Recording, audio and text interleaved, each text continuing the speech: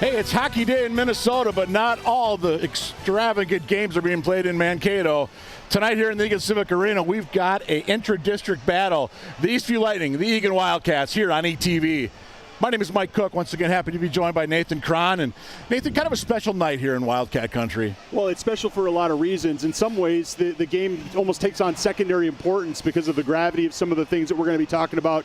And don't get me wrong, we're still going to have hockey, we're still going to have fun, we're still going to have young men competing, but we're going to talk a little bit about mental health, about suicide awareness, some things that are important to a lot of people in this community and around the country. Yeah, we are going to see between the first and second periods, we're going to have a special presentation regarding mental health. Coach Todd Carlson is going to be out there. They're raising money tonight, the Jordan Clark Foundation, the Coaches Association, a mental health initiative as well. But in terms of on-the-ice activity, Eastview, Eagan, say no more. We know it's a rivalry game. It's a huge rivalry game. If you ask these Eagan Wildcat players, you know, who's your biggest rival, I think a few of them would raise their hand and say Rosemount, but I think a majority of them honestly would probably say Eastview. Eastview has really kind of taken that position, and that's kind of because some of these guys go to school together at the middle school level.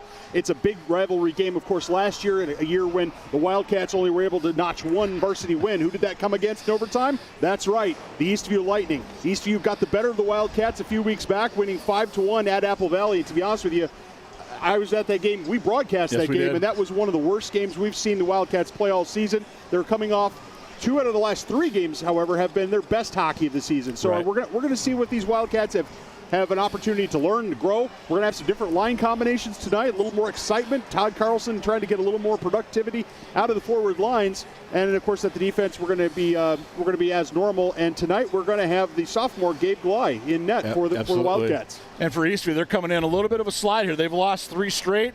Got beat by Park of Cottage Grove 4-2 the other night.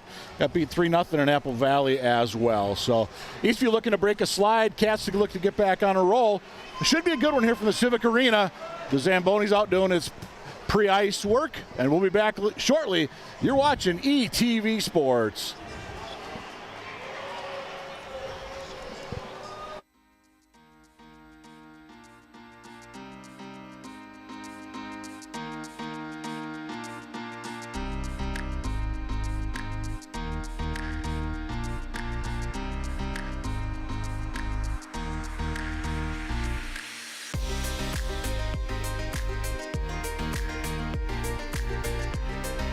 Great to be a part of Eagan history, something that all 3 of us are very proud of.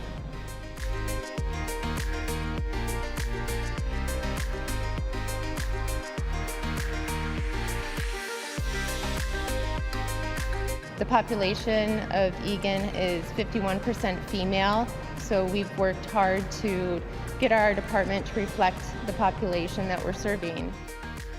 The foundation of the Eagan Fire Department has been laid by many great men and women, and we have been welcomed here with open arms, very supportive.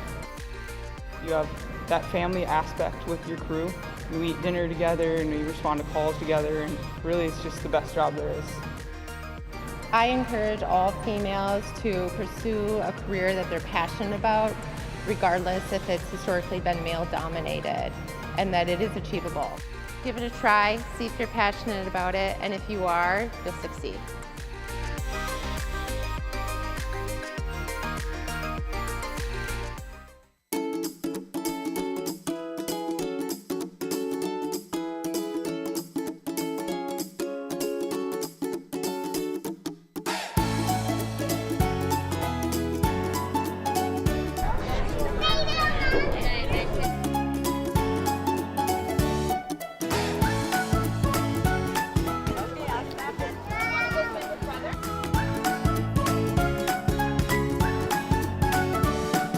We wanted a space where someone could bring a family member or a friend or a neighbor and not have to worry about any exclusion. This park can adapt to all different people regardless of what their abilities are.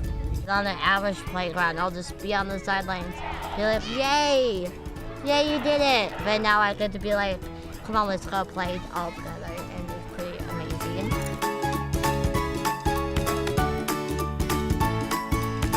We know that inclusive play teaches important life skills like cooperation, empathy, and leadership.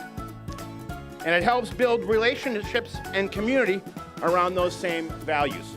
Come to this park because you're going to have an awesome time. It's inclusive for everyone. There's lots of things to do for both young ones and older ones.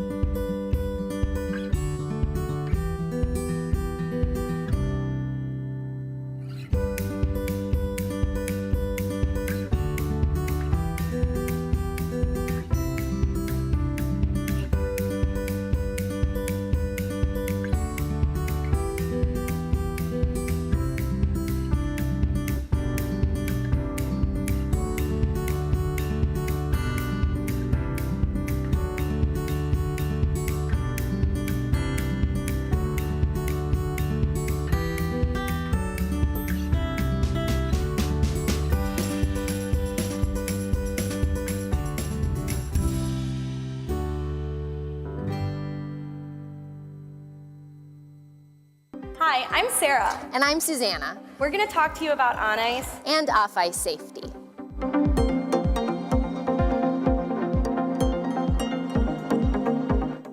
Hi friends. We're going to talk a little bit about safety today before we get on the ice. One of the first things to look for is down at your feet. It's really important to make sure that you don't have laces that are hanging. You can either tuck them into your socks or into a pair of tight pants. That's so much better. The next thing that I want to talk about is keeping our heads safe.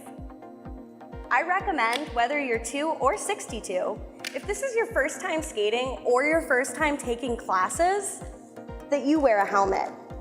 You can bring a bike helmet from home, or you can rent one here at the rink. It'll look just like this. I feel ready to get out on the ice now. How about you? I'm so excited to step out on the ice with you guys, but we have to talk about one more thing first so that we can be really safe. That's falling down and getting up safely. When I feel like I'm going to fall backwards, I bend forward, my knees bent, my arms out in front of me, and leaning forward. That's gonna keep me from falling backwards. If I'm still gonna fall, I'm gonna try to go down safely to one side. That's the easiest way to do it. When I'm ready to get up, I'll put my hands and knees on the ice, put one foot up first, but keep my hands firmly on the ground. Put the other foot up, and then stand up slowly. If my feet are stuck apart, I can walk them in. I feel ready to get on the ice now. Let's go. We have to remember to watch our step, and we also want to look left and right before we get on, just like when we're crossing traffic. Whoa! That was Coach Susanna. Let's hear some more from her. Hi there. I heard you are all ready to get on the ice. We're gonna start off with our safety pose again, because as you can see, we're on the ice, and now it's really slippery. We're gonna go over our safety pose one more time. Knees are bent, hands are out in front of me, and I'm leaning forward just a little bit so I don't fall backwards. When I fall onto my side if I can. I get on my hands and knees, one foot goes up, then the other, and I keep my hands on the ice until I feel safe enough to stand all the way up. A few more things to keep you safe. Skates are really sharp, so let's try not to kick when we're on the ice. When you do fall down, let's try and get up as fast as we can, and do so in a safe way. If you're ever in a lesson, it's really important that you are always listening to your teacher. And a really good way to show that is your feet are nice and quiet. The other thing we want you to make sure that you do is to take your time. Whether it's new or old skills, just for your safety and your friend's safety, we want to make sure that you're going nice and slow so no one gets hurt.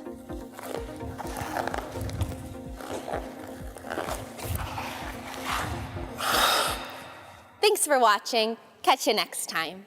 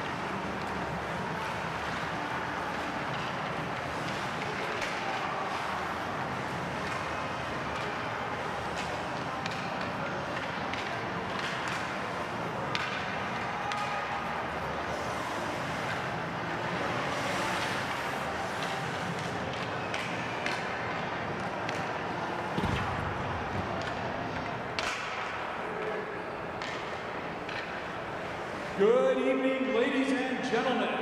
Welcome to the Eagan Civic Arena for tonight's South Suburban hockey matchup featuring the Eastview Lightning and your Eagan Wildcats. Tonight is Mental Health Awareness Night. T-shirts supporting this cause are being sold, and students from Eagan High School will be collecting donations throughout the night. All proceeds go to support the Jordan Clark Foundation and the Minnesota Coaches Association Support Fund. And now it's time to introduce the starting lineups, beginning with the visiting Lightning. At goalie, number 32, Jay Svarin. Defenseman number 4, Ryan Moline. Defenseman number 10, Gabe Tritzkler. Forward number 5, John Kish. Forward number 19, Jordan Brothers. Center number 9, Zach Wooten. The assistant coaches for the Lightning are John Carroll, Tim Hartung, and Alex Wool. And the head coach for the Lightning is Aaron Fulton.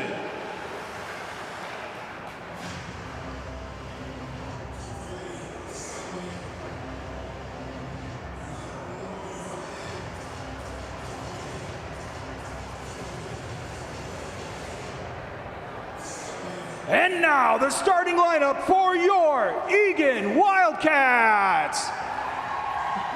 At goalie, number 1, Gabe Glide. Defenseman, number 4, Nick Cron. Defenseman, number 5, Eric Pika. On the wing, number 10, Dylan Wedward. On the wing, number 17, Alex Lockenmeyer. And at center, number 14, Eddie Moore. Assistant coaches for the Wildcats are Mario Munoz, Nolan Pearson, and Dustin Luce. And the Wildcats head coach is Mr. Todd Carlson. At this time, we ask that you remain standing, remove your caps, and face the flag as we honor America with the playing of our national anthem.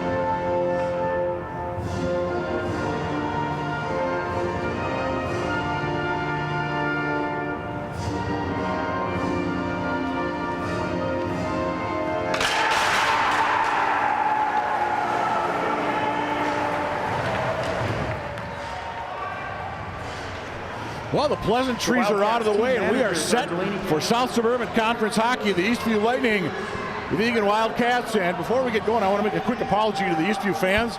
I said your squad has lost 3 straight. I overlooked that you beat Burnsville 4-1 earlier this week over at the Apple Valley Arena. So Eastview, they've lost 3 out of 4, but have won 1 straight. Cats, on the other hand, they played Rosemount here 4 nights ago. Did not look good in that one. No, they didn't. They had their best game of the season against Bloomington Jefferson a week and change ago. They played Lakeville North last Saturday, and they did a great job, playing with a very good North team. It was a 1-goal game with less than 2 minutes to go before North tacked on an empty netter and another kind of fluky goal. So these Wildcats can play with good teams and beat good teams. Tonight, they're going to play a team that they've already lost to. They have, hopefully, if they're a Wildcat fan, learned the lessons from that game, and we're going to see what they got on tap tonight. And we should mention, it's a new-look Eagan Wildcats. These lines were put into a blender, and there were some new trios that were spit out, so to speak. So right now, starting up top for the Wildcats, it's Alex Lockenmeyer, 17, and a quick opportunity by the Wildcats. Eddie Moore is also on that line with Dylan Wedward now. That's the blue line for your Eagan Wildcats, with Roth, Gavin Goyle, Gus Gley together on the, I believe that's the green line. And then Rowan Phillips, Henry Martin, and Leighton Olson. Long shot, that goes just wide as far in the Eastview netminder. Allowed just one goal, and that was an early goal in that game earlier in the year down at Eastview. A game won 5-1 by the Lightning. If I remember right, Eagan had a 1-0 lead until I think it was late in the second. Eastview got a couple, and then they got three pretty quick ones midway through the third. That's right. To put it away. The floodgates opened, and everyone broke down. We got a hand pass that's going to bring the space off down into the Eagan zone.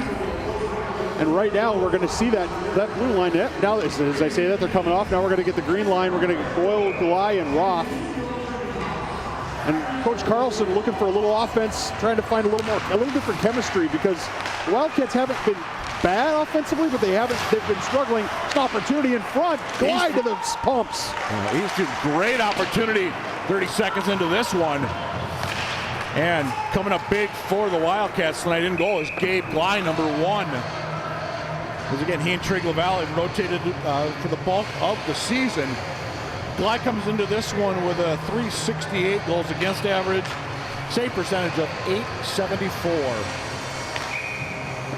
Gley's a young goaltender here in the South Suburban. You're playing against some excellent players. And what Gley needs to do is what he's done all the season so far, which is stop the ones that are open and free. The ones he can see coming in. And if it's screened or whatever, just trust your luck, do the best you can. He had an excellent game, made probably the save of the year against the Lakeville North Panthers. And we mentioned Eagan's shifted up their lines a little bit. Here comes Barbato, far side. Written out nicely on the play that time by Ben Kiefer of Eastview, number 11. Cats keeping the pressure in the Eastview zone. Circling, going. That's Gley going to send it low. Tried to get it across in front. Couldn't quite get it there to Murray coming down from his blue line position.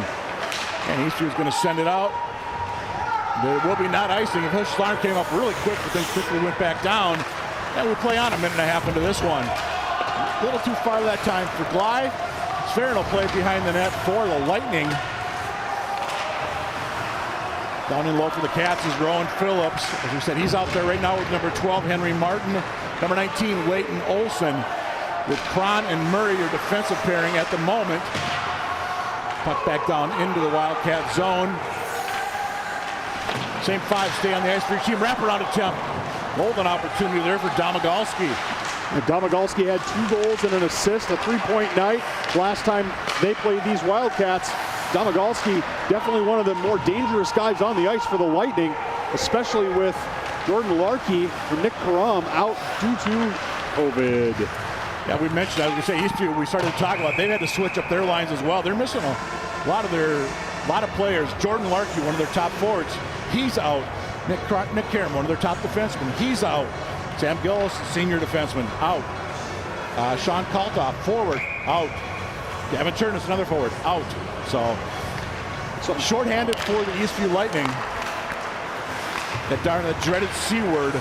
Well, it's next man up, right? It's next man up for the Wildcats and for the Lightning.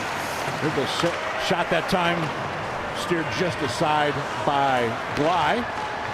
And the Cats get it out of their own zone. This is something they had trouble with the other night against Rosemount. It is something they're having trouble with right now. It's they need to make the easy, quick, safe pass. Right now, there's just less of that going on. Used to be battling low with Kish. He had a couple helpers the other night against Burnsville. With Lockenmeyer for the Cats. Oh, that goes just wide. Down low for the Wildcats. That's Wedward. Again, he's out there with Lockenmeyer. And soon will be joined by Eddie Moore on that top trio. Actually, line change for that group. There's Pika, tries to dump it in. Wedward stays out, finishing off his shift. And here comes Eastview the other way. And they are just a hair off sides with 13:39 to go here in a scoreless opening period. Just want to mention, I noticed the puck was in the Eastview zone. Their student section, A, is packed. B, they're on their feet. I'll have to maybe get at the first intermission, find out why they're on their feet. Just kind of curious. And I mean, maybe that's, I don't remember that from the last home game we played against Eastview, but maybe there's something going on there. We got a nice turnout by the Eastview student section, and I look at the Eagan section, the boys on the glass. Yeah, they filled in nicely at their end of the arena as well. Very dangerous. Gabe Glye that hops over the cage and his glove. Wildcats still not doing a great job of exiting their zone, but here's a nice outlet stretch pass by Cron. Missed Glye, but he came close enough to everybody to wave off icing. Good chase. Here comes Eastview. They're going to be able to break out with it. Kronberg couldn't quite control through neutral. And the Cats to regroup. Here's Glye in his own zone. He was shadowed by Wooten.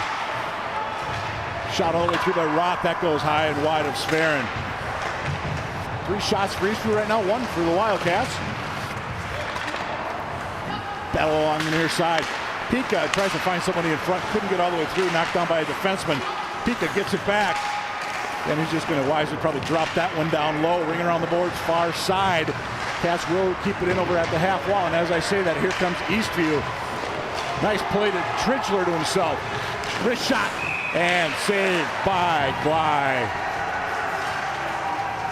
If the Wildcats can keep Glye clean, if they can make sure that he can see the shots that are coming, I like his chances to stop a lot of these shots from the Lightning. Nice play here by Tridgler, jumping into the play from the outside. Great camera work as always by our Emmy-nominated ETV crew. Quick whistle. Looks like Eastview offsides. A little fraction there on the far side. This was football. That'd be, I think, a 5-yard penalty. Repeat first down. I think it was Walker Berglund near the half wall that they might have gotten on that one. I think that's what's known as youthful exuberance, Mike. There you go. Billy Downs wins the draw for Eastview. Long shot. That was blocked on the way through by the Wildcats. Kicked all the way out where Opgren to regroup for the Eastview Lightning. Eastview coming into this game. They're 10-6 on this season. Cats are 7-8. Here comes Eastview once again. This is Berglund. Lost the puck trying to get into the Wildcat zone. Puck does come back out. Should be an icing, and indeed we do have a whistle. With just over 5 minutes gone in this one. We got mental health awareness night tonight. Got proceeds going, splitting between the Jordan Clark Foundation and the Minnesota Coaches Association group as well. And we'll talk more about that as the night goes on. But yeah, stick around for. Make sure don't go anywhere during the first intermission. We're going to have a special presentation. Both teams will be on the ice for this presentation. There'll be a moment of silence, and we'll talk a little bit about mental health awareness and suicide prevention. So don't go anywhere at the first intermission. Eastview tries to get it back up to Kish at neutral. Wooten's going to knock that one in down low. That's going to be Barbado, first man there for the Wildcats. Cron, he'll backhand it around to Wedward. Couldn't quite control on the half. At least the opportunity in front. Big save that time. And another one. Eastview with a couple of golden opportunities once again, but Glye up to the challenge. Well, it was all hands to the defensive pump there, Mike Cook. I mean, Wildcats were just living dangerously, and I don't quite fully understand it. I mean, Wedward couldn't feel the puck, couldn't handle the puck up the side, turns it over, comes across for Brothers. Yeah, Brothers is right there. He got his own rebound too. Got his own rebound, that's right. So Glye's got to squeeze that down a little bit, but look, Wildcats, second or third time we've seen, the defenseman reverse the puck and there's no one there for the Wildcats. Wildcats have got to do a better job of that.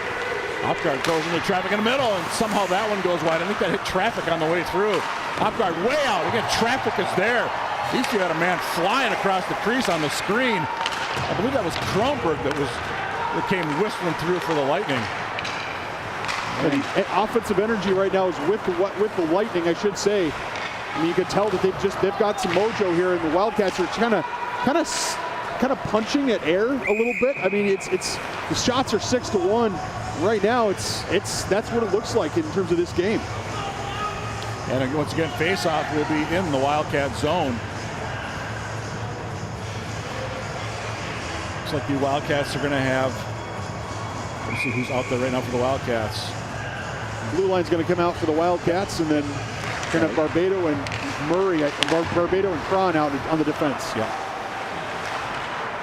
Moore tries to backhand it out, unable to do so. Lockenmeyer shadows the Eastview player back to the point. Again, that goes just wide. Kronberg down low for Eastview. Glai looking for some help. A couple players go down, one from each side. Odd angle shot. And Glai again shutting the door. Nice job by Glai squeezing his body up against that pipe, making sure that there's not an opportunity. Let's check out that replay as everybody goes down in a heap. It looks like Kronberg there is going to shoot from a bad angle, but Ortman's looking for a rebound. And, you know, if Glai gives up that rebound, Ortman jumps on it. So heads up play by Kronberg to get it on net. Ortman's crashing for a rebound, but Glai equal to the task. And I think are we looking for the puck? I think we're looking for the puck. You know, they sometimes be saying hockey, they undress the skater. I don't think that's what they mean. I don't think that's what they mean. That's right. I think, good news is I don't think we had to check for vaccination status there. Well, we won't tell anybody. Barbado tries to get it out, does push it out to neutral briefly. Cats again regrouping in their own zone and again struggling to get out. Turnover, trying to come out of the zone. Outgrind, they'll just send it in deep. Well, there's a tendency for these Wildcats to just want to flip it deep and chase, and you can do that a little bit, but there's got to be a little more coherence here getting out of the zone. And whatever Eastview's doing, the Wildcats are going to have to adjust to it. And maybe that's making faster decisions. Maybe it's something else. I don't know. Cron too far for Wedward, but the icing was waved off. As Olsen chased in deep for the Wildcats, who made a change behind the play. Eastview on the near side, battle 2-on-2 there. Among those in there was 21 Domagalski. And Eagan, they try to tag up, not quite able to do so, as Murray went in just before Phillips came out. I like, you know what, though, I like Murray doing that. I'll say this. I mean, I like him getting the puck, seeing the puck, making the interception, and then crashing the zone immediately. Okay, we're off sides, but the Wildcats are, you know, that's the kind of thing they're going to have to do to be successful.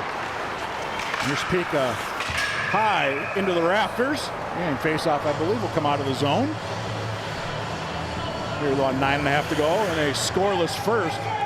As you see the shots, and 7-1 in favor of the Eastview Lightning. Yeah, that's not a trend that the Wildcats are going to countenance. They just can't have that. They've got to get some more offensive zone time and get some more pressure. Eastview flying down that left side. That was number 7, Kaldenbach. Eagan looking to bring it out. Phillips from way out. And Farn will make the save. Probably wise if you hang on that time. Shot on goal. Yeah, absolutely. You see, look at Farn. He nearly got a goal the other night. Empty net against Burnsville, and I was told he just missed. And you know, that's every goalie's dream, right? I think so. Yeah, I suspect it probably is. I mean, you know, at the same time, it was a 4-1 victory. I asked the goalie what we'd rather do, get a shutout or get an empty netter. I wonder what they would say. I think they'd say both, wouldn't they? Well, but you don't get both. That's the whole point of asking the question. All right, off guard for Eastview. Eastview's actually going to control this time. And they're going to wheel up through center, through the blue, cuts through center. That was Brothers, by the way, leading the rush for Eastview. Again, back into the Wildcat zone as we approach the halfway point of a scoreless first period. And the boys on the glass like that one. Again, Cats, Lockenmeyer tried to get it going. Can the Cats poke it out this time? Yes, they can. Opportunity, Roth. And too far down. That's Barbado to regroup for the Eagan Wildcats. Up down to Roth, low, trying to get out with a backhand. And couldn't quite connect that time for the Cats. Good opportunity for Eagan. There's probably serious scoring threat of the hockey game. Eagan keeping on that pressure. As I say that, puck comes out of play. And will they toss it back to the official? They will. Faceoff should be back in the Eastview zone. No, it is, Mike, and that was really impressive. There was some semblance. I guess we're going to give it back to the fans. We're going to get a new puck. Maybe there's a gouge out of the puck because it did hit the top of the glass. So maybe. But in any event, you know, that was the first semblance we've seen of the Wildcats putting pressure on Svarin and then getting it to the point. Nice shot by Barbado at the point. Eastview going to ring around far side. Can they get it out this time? That's Cords, number 6, pushes it out. Cron tries to go the other way with it. Wedward, he'll regroup right in front of the scorer's table. Down and in off of the stick of Moore. Good hustle that time by the Wildcats. Yeah, that was Lockemeyer. That's what I assumed it was. I wanted to be sure. Back out Cron, way out through traffic. And Svarin somehow saw that just in time to get the glove up and corral that one. Well, nicely done by Svarin. You know, the shot from Cron right here at the point. It's going to be in your living room, in your lap. Watch, gets this, tees it up. There's 2, 3, 4 guys right there, and indeed looked like Eddie Moore was looking for a rebound. So that's a quality opportunity for the Wildcats. Last 4 shots have gone to the Wildcats as they regroup back in their own zone once again. Cron ahead to Wedward. Wedward is out there with Moore and Lockemeyer on that blue line for the Wildcats. That newly configured blue line. Cron takes a whack, able to keep that one in. Didn't get good one out on it, but got enough. And Egan's going to change defenseman behind the play. Moore came out, so did the puck. Instead, here comes Kronberg for Eastview. Kronberg centers it in front. And Eastview unable to convert that time. Kept in this time near side by the Lightning. Billy Downs, 23, had it, lost it. Pika to Wedward. I think Wedward's going to be headed to the bench first opportunity he gets, which would be right now, as Leighton Olsen leads the rush for the Wildcats. Cron waiting for it back, or Pika, I should say, back at the point. Couldn't get it, because here comes Eastview with it. Hustling down this time. Domagalski backhands it in front, picked aside by Glei. Much better job by the Eagan D to get that man coming down the left side. Couldn't quite be controlled there. It's centered by Tritchler. And he's still going to push it back in. However, Molina has the honor. Wildcat fans looking for a call. Not going to get it. But they were quickly on their feet in the Wildcat fan section. Yeah, it looked like there might be some head contact or maybe something from behind. I'm not sure. We'll have to see. It was right in front of us. Maybe we'll see if there's a replay that gives us a sense of what's going on. But every Wildcat fan absolutely apoplectic that nothing was called there. Referees were staring right at it. So if they thought there was something there, they would have called it. Wooten down low against Cron. Eastview's going to push that one back behind the net. I believe this is Kish far side. All the way out, and Eastview's going to be forced to regroup. It remains scoreless. We approach 5.5 to go in this opening frame. And Glei with his 9th save of the hockey game. Oh, see what's going on here on the near side boards. Keep an eye on the right side of your screen. Moline and I think that's Henry Martin. Oh. Henry Martin. Moline just absolutely rips Martin down. That's, I mean, look, we're the Eagan guys, and so you don't have to take my word for it. But that's penalty. I mean, that's penalty. That's not a check. It's not I'm trying to get to the puck. I'm just tired of Henry Martin getting in my shorts, and I'm going to do something about it. As we play on, Eastview regroups in their own zone, tries to poke it into the Wildcats. Actually, they do off the stick of Wooten. Cron, stop, spin. See if the Cats can get something rolling for the Cats. Tried to get that long outlet pass on that far side. Could not quite connect with Glei. And forcing to regroup will be Barbado. Barbado waits for his teammates. Here we go, long outlet pass off the stick of Roth. Oakgrand, I should say. So Eastview looking to track it down. And he's going to come up off. Try to get up through the near side. And that does poke out too far for Pika. Here's Cords. Cords tried to center at that time for Ortman, but he was tied up by a Wildcat defender. Ortman had a couple of goals in that Burnsville win for Eastview.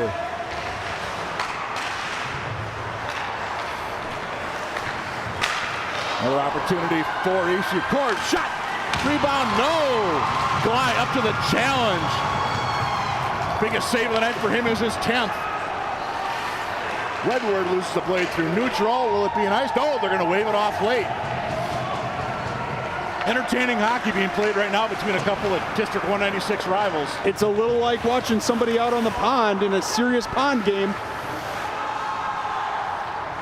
Center in front, couldn't quite get it to Moore for the Wildcats. And hot off the bench for the Wildcats. Whoa, that was it. Oh, and the puck did not score it out. Downs backhands it across. Tried to get the tip that time was Kronberg. And Cron nails his man into the boards far side. Might have been Ortman on the receiving end. Cron for the Wildcats. Got a couple of blue-shirted Eastview Lightning around him. Can keep it in. No, he can't for Eastview, but he will control the puck. Back at his own blue line. Coming back this way is Downs. Goes across center, he'll dump it in. Cats change a couple of players. Eastview keeps the same 5 out. Center to try to get it in front of Berglund. Couldn't quite get there. Barbado leads the rush for the Wildcats. Lockenmeyer in front. No, nothing happening there. Eastview coming out the other way as we continue to play up and down hockey. Here's Berglund. That was way wide. Backhanded down low by Eastview as they make a bit of a change behind the play. Wildcats have got to be more decisive, quicker with decisions in their own end. They're giving up too many opportunities right now for the Lightning that they really shouldn't be, because they've got to get it out. That first touch, we've talked about it, Mike, so many times, whether it's a forward or defenseman, if you've got it on your stick in the defensive zone, number one job is to get it out. Boyle's going to knock that one in for the Wildcats at 2:22 to go. Scoreless first. Somehow we're still in a scoreless first. Good opportunities each way. Kish, rebound given up. And there Olsen. Dangerous rebound given up by Glide. Intercepted Trichler. Spins it neutral. Waits for his teammate to set up. Losing his stick that time was Glide for the Wildcats. His brother, the goaltender, pushes it around. Again, Gus Glide is the forward. Gabe Glide is the netminder. Cats tried to poke it out that time to Goyle, couldn't quite get there. Glide's got to get his heads up. He's got to get his eyes up. He had Goyle streaking. He just had to get it to him, and he made the decision too late. And that should be an icing on the Wildcats, and indeed it is, with $1:34 to go in the scoreless first. Wildcats not playing bad hockey, Mike Cook. Not bad hockey, but not the crisp hockey that we're probably going to need here to beat a very good Eastview team. Well, they've woken up considerably after a rough opening few minutes. Struggled to get it out of their own ends. Struggled to get some opportunities, but now they're getting them on both, especially on the offensive end of the rink, and playing much better defensively. As I say that, Eastview with an opportunity on the side of the cage, couldn't quite connect. Cats, here comes Lockenmeyer. He's got speed down that left side. Stop, spin, cuts to the middle, keeps on the blades. Lands far and gobbles that one up and hit him right in the logo. Yeah, I like the shot by Lockenmeyer. Great balance here. Watch him on the left side of your screen. 17's going to almost get hit there. If he had fallen down, they might have called a hook there. I don't know. But in any event, he gets it square on Svarin. And we're going to have a little bit of a discussion here. The officials are going to say that no, the Lightning player is not able to get off the ice. Aaron Fulton looked for an explanation over on the Eastview bench. The explanation is that the referee says that you're not allowed to make the change, that he already put his hand down. Now, whether that's fair or not, that's a question.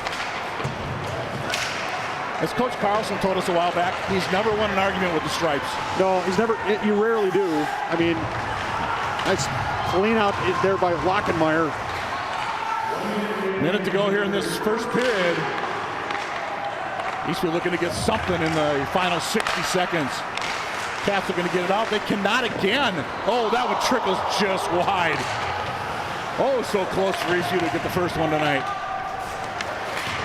Trichler couldn't control. Wedward, 2-on-1 potential. Wedward across. No, would have been better off shooting the puck. Tried to get the Lockenmeyer instead coming down, but Lockenmeyer was guarded well. So many times the players in those situations don't make the pass. I like, whether it was the right decision or not, I like Wedward attempting to play, team hockey, set up his teammate. It didn't work that time, but I think that's what you want to encourage. Well, I liked it too. He was decisive. There wasn't that hesitation of what do I do. He knew what he was going to do, I think, right away. Eastview from way out. Trichler high up onto the glass. Can Eastview get one in the final seconds? No, they cannot. Quick shot, steer to side. 13th shot of the period right there for the Eastview Lightning. 0 have went in.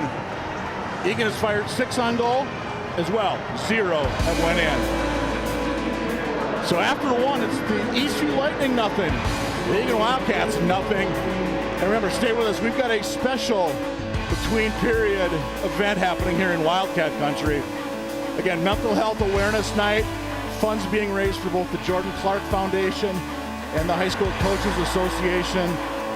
Fund that helps with mental health issues. And, you know, if you take nothing out of this, just take the fact that there's somebody there to help.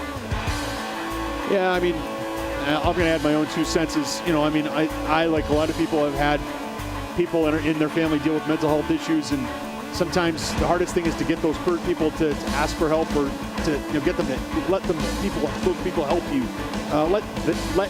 For them to let you help them. That's what I'm trying to say. So thank you very much.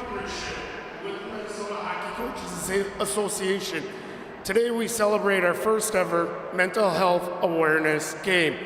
The Hockey Coaches Association and its president, Coach Mike Taylor, are committed to providing resources to programs across the state that are impacted, as well as providing classes and training to coaches and players. The green tape that many of the Eagan players are wearing on their sticks is the international symbol for mental health awareness. Today we also celebrate and remember Jordan Clark, Eagan High School graduate from the class of 2016. This dynamic and compassionate young woman we lost last January. We are very grateful to have with us on the ice tonight Ken and Lori, Jordan's parents. As a part of Jordan Clark's foundation,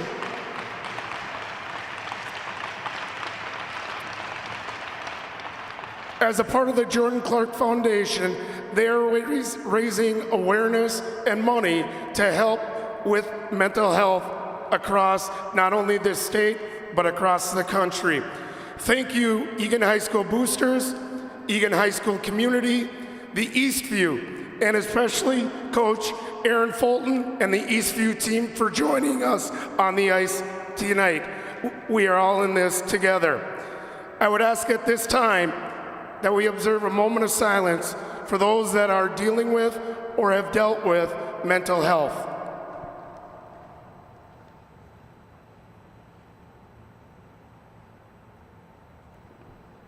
Thank you. We look forward to making this an annual event and an event that is going to take place in hockey programs across the state. Thank you for being a part of it.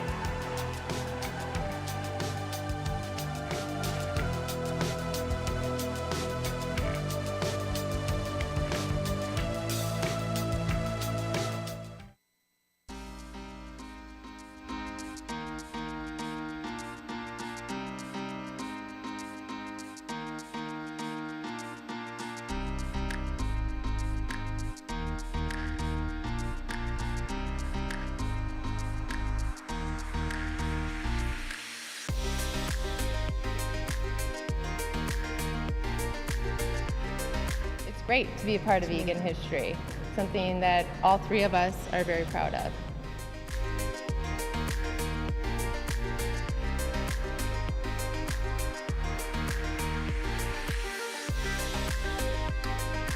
The population of Eagan is 51% female, so we've worked hard to get our department to reflect the population that we're serving.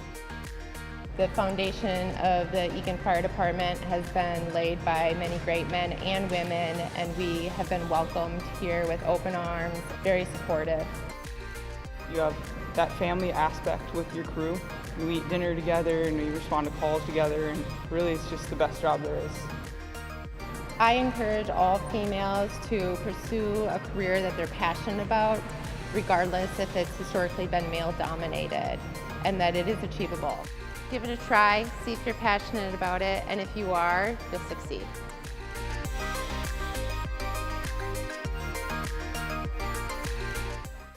Hi, I'm Liz. And I'm Cameron. And today we're going to talk about how to take care of your skates.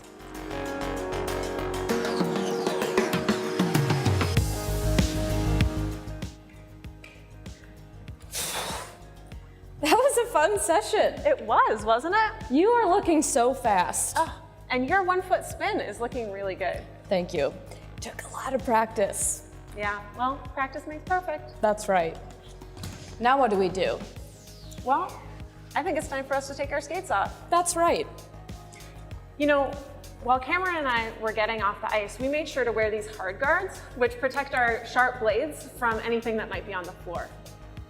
That's right. So, but one time I forgot my hard guards. You did? I did. So I had to make sure that I only stayed on the rubber mats and stayed off of the metal bleachers and off of the concrete. That's a good idea. If you don't have your hard guards, you really want to make sure that the only thing your blades touch are these mats and the ice. And the air. So one thing I like to do before I put my hard guards back in my bag is give them a tap and make sure that all of the water gets off of the guard so it doesn't accumulate in my bag. That's a good idea. And it's kind of fun. Now that my skates are off, I'm gonna wipe off any water or snow that's still on my blades. So I'll take my hard guards off, and I just use a regular hand towel for this. What do you use? Mine's a little microfiber towel. Those work too. So when I do this, I'm gonna make sure that I wipe the part that touches the ice, the part of the blade that touches the ice, as well as up around here, around the top, because sometimes snow and ice can accumulate up there as well. Sometimes it even gets on the boot. So we make sure we get it all the way dry before it goes in the bag. Once they're all dry, I'm gonna put my soakers on. These keep my skates safe while they're in my bag and on the way home. She's not even Canadian. This also helps skates from rusting, right? It does. Drying them off really helps those sharpenings last longer, which is nice. So Cameron, do you leave your skates in the car? I did once, and now I'll never do it again, because those temperature changes when your skates stay in a closed car in the winter or in the summer, it's really not good for your skates. And in the winter, your skates will be freezing cold when you go back for your next session. What about when you get home? Well, you know, my skate bag has this ventilation on it, so I'll just bring my skate bag inside and then I'll just leave it sitting because I know air will get in and it will help my skates dry out. Well, my skate bag doesn't do that. So when I get home, I like to lay my skates out. So I just put a towel out on a table or maybe on the spare bed. I take my soakers off and I let my skates air out until I'm ready to skate again. Just like that. That's what you need to know to take care of your skates so that they're ready to go when you want to get on the ice. And so you can have fun. Exactly. Hey, it's me, Cameron. And I'm Liz. We are going to talk about sizing your skates.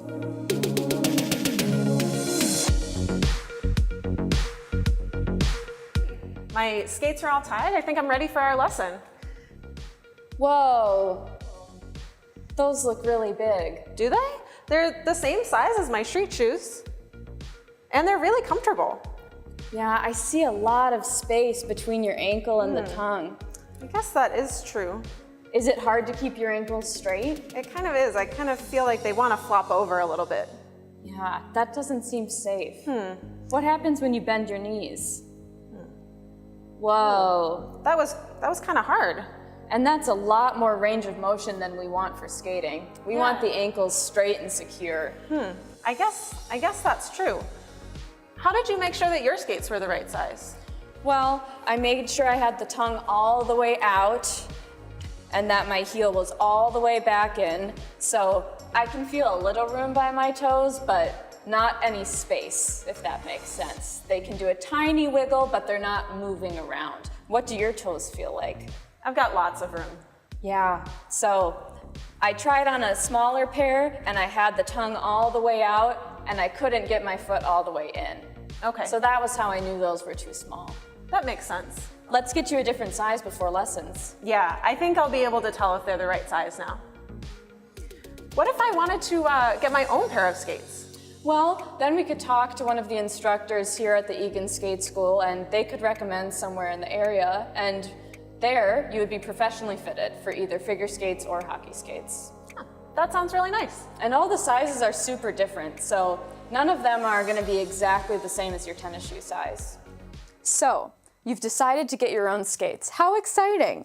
Talk to one of our instructors and we can recommend somewhere in the area where you can go and be professionally fitted for either figure skates or hockey skates. And remember, brand new skates must be sharpened before you go on the ice. So we can tell you where you can have that done. Todd 20, 10, 6 points, Eagan! Bounces off one tackler, tries to bounce off two.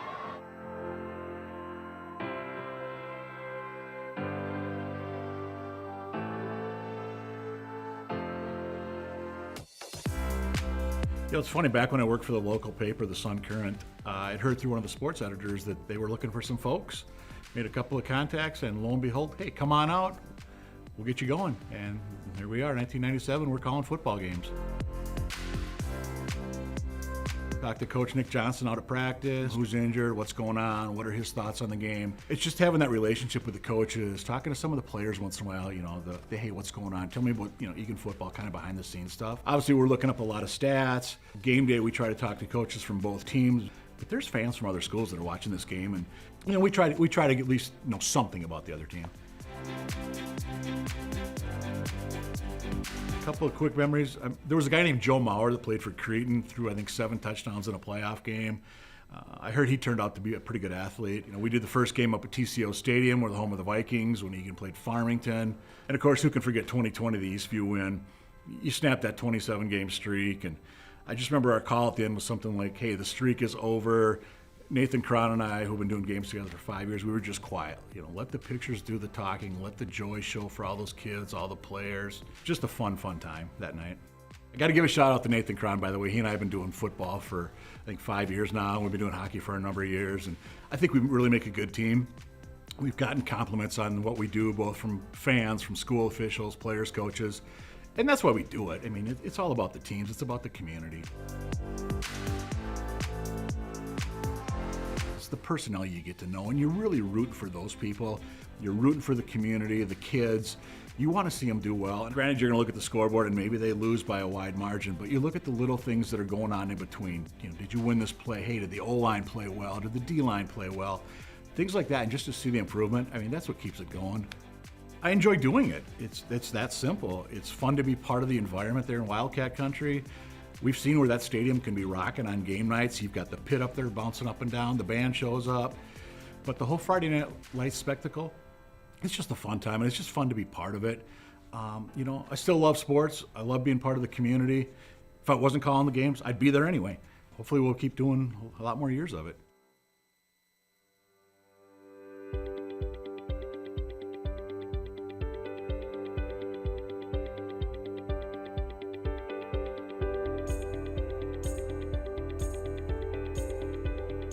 I was more than happy to participate in it, actually being a former student athlete here at the high school.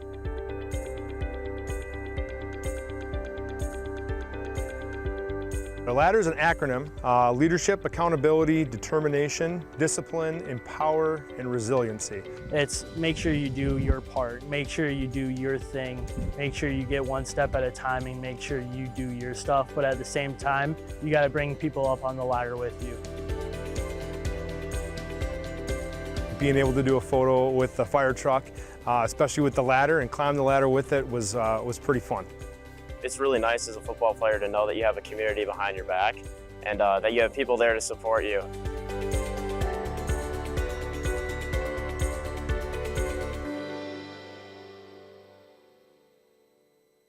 Pass across to Sibley, back to Dalton, back to Sibley, shot, goal! Cats win this one in overtime, 4-3. Mike, where are we broadcasting this? Oh yeah, there's no players. There aren't any players. We can't have a game without players. But you also can't have a broadcast without announcers. That's true as well. If you want to broadcast for ETV, they're looking for volunteers. And if they'll let us do it, they'll let anybody do it, right? We are perfect evidence that no experience is required. And yeah, it's volunteer work, and you get a sweet Eagan ETV t-shirt. If you participate, it's a great opportunity to see a lot of great sports from the best seat in the house, right, Mike? Absolutely. All you got to do is go to Eagan-TV.com. Let them know you're interested. They'll walk you through everything to become part of the volunteer crew here at ETV. Again, Eagan-TV.com. Hey, welcome back to the Eagan Civic Arena. We get set for the second period. The Eastview Lightning 0, the Eagan Wildcats nothing. I'm Mike Cook. He's Nathan Cron. Those two clowns you saw right before we came back. We're still here with you. Anyway, as we get set for the second period, shots 12-6 in that opening period for the Eastview Lightning. And the Cats started out slow, really kind of found their rhythm 5-6 minutes in, and after that, we're talking pretty even hockey game. Yeah, I mean, the shots are a little bit lopsided, and that's a trend that is not going to stand up. I mean, you can't let Eastview outshoot you 2-1 and have a chance of being competitive in a lot of hockey games. But at the same time, Eastview's shown that they're going to give up a few rebounds. They're going to give up some offensive pressure. Sveren's been good in the net. Gly's been, I think, better, if I'm honest, because he's had to be in part. But I think we're going to see a very spirited second period. I don't know. I mean, I got to tell you, this second period is either going to be feast or famine. Either the Wildcats are going to have a great second period, and we're going to be singing their praises at the end of the period at the second intermission, or it can go horribly wrong, right? And I mean, it's the long change. It's all of that rolled into one. Eagan's been outscored 18-16 in the middle period, for those of you that are statistically inclined to know. Again, Cats with some new look lines tonight. Eastview missing a few key players due to that C word that we try not to mention. I'm going to give a quick shout out to the Eagan High School girls varsity team as Lockemeyer splits the defense. They do drop the varsity game to the Eastview Lightning. Maria Cooper, though, unassisted hat trick, Mike Cook. Yeah, not bad. I think it was a 5-3 final, I was told.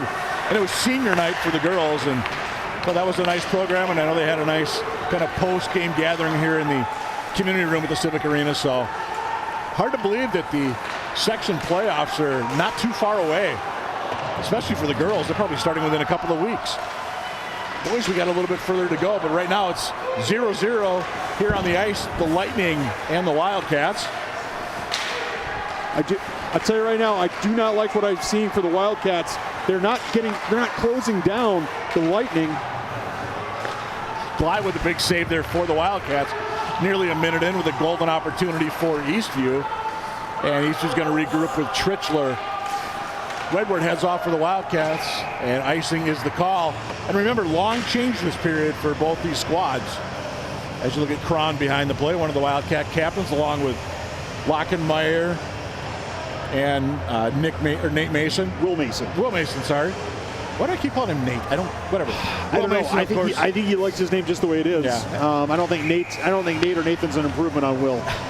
I talked to him briefly before the game, said he's doing well. He's been able to skate out, coming back from a knee injury, so good luck to him. See if he can get back before the season is out. Cats battling down low. Try to get it out to Murray. He'll keep it in. Nice job there. Lofts one to the side of the cage. Goyle picks up center in front. Nobody there wearing white, however. Cat's going to keep the pressure on as Court tries to punch it out for the Lightning. Does all the way down. Official's arm is in the air. The whistle is blown. Face off back to the Eastview zone. Are you following ETV on social media? If not, you should be. Make sure you follow them on Twitter and Facebook looking for game updates, local stories, and much more. Subscribe to that YouTube channel so you don't miss a game. Some exclusive games are exclusive on YouTube this year. And of course, there's a great compendium and a great archive is the word I was looking for. Because what that's going to do is give you the opportunity to look at stuff from years ago. And there's all sorts of good material there. Even Eastview fans are very much entitled to watch some of the recent years of Eastview beating the Wildcats in various sports. Except football the last couple of years. Cats have had their number. And the one hockey game last year, Cats beat them here. So, but right now we are still scoreless here in the second period. 2 minutes gone by. Here comes Eastview looking to get something going, but Cron back for the Wildcats. Berglund instead for Eastview. Tried to get it ahead to Downs. Nice defensive play by Cron. It's good that Cron cleaned up his mess because he threw it over and he was trying to be creative, but that time he didn't need to be creative, he just needed to be solid. And Barbado with the shot, that went way wide. Try Barbado, not able to keep it in. Eastview tries to send Berglund down on the far side. Instead, the puck will come back, and again, face off in the Eastview zone, this time to the left of netminder Jace Farron, who's got 6 saves thus far. I think he had something, he had something like 34 when these teams met earlier this year. A very strong game. Absolutely, he had a strong game. I will say though that the Wildcats, if I'm honest, I don't think the Wildcats played very well in that game. In fact, Coach Todd Carlson talked about how poorly they had played. And so, you know, I'm not saying he did a bad job. I'm not saying he played goalie poorly, but Wildcats did not have a lot of scoring opportunities. Didn't put a lot of pressure on them. Eastview trying to get some pressure this time down in the zone. And we are going to have a whistle because we're going to have a hooking call here on one of the Wildcats. Looking for an official with their arm in there, and I did not see one. He was down on the far end. And it looks like it's going to be Lockenmeyer to sit for the Wildcats. It was watch the left side of your screen. There's Lockenmeyer. He's got his stick in. There it goes. Yes, it was a hook. It's not exactly the worst hook you'll ever see. Given the last home game here against the Rosemont Irish, that was a penalty that would never have been called by that crew. But, you know, Wildcats are going to have to call off a penalty now. 2:46 time of the infraction. Eastview's going to start on the far side as Wooten sent it down low. Shot, that goes just wide. Tritchler, I should say, for Eastview. And all the way down it goes.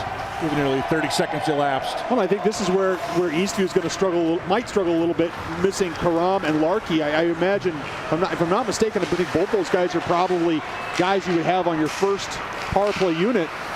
And as a result, you know, maybe there's been some juggling there, and so you've got some guys that are on the power play for the first time. Maybe they're on the group for the first time. His brothers there can't keep it in, and now it comes out of the zone for an offside call. Eastview 23.4 success rate with the man advantage this year. Wildcats penalty kills at 80%, so not too shabby, Mike Cook, but definitely not a situation you want to be in. You can't take penalties against the Eastview Lightning, frankly against any team, but you can't take penalties if you want to remain competitive. Lyle stop it behind the net. Sends it, tries to get around to Pika far side, and we've got a whistle because the net, no, we have a whistle because Goliath fired that puck into the netting. Fortunately, it's not the NHL where that would be a delay of game penalty.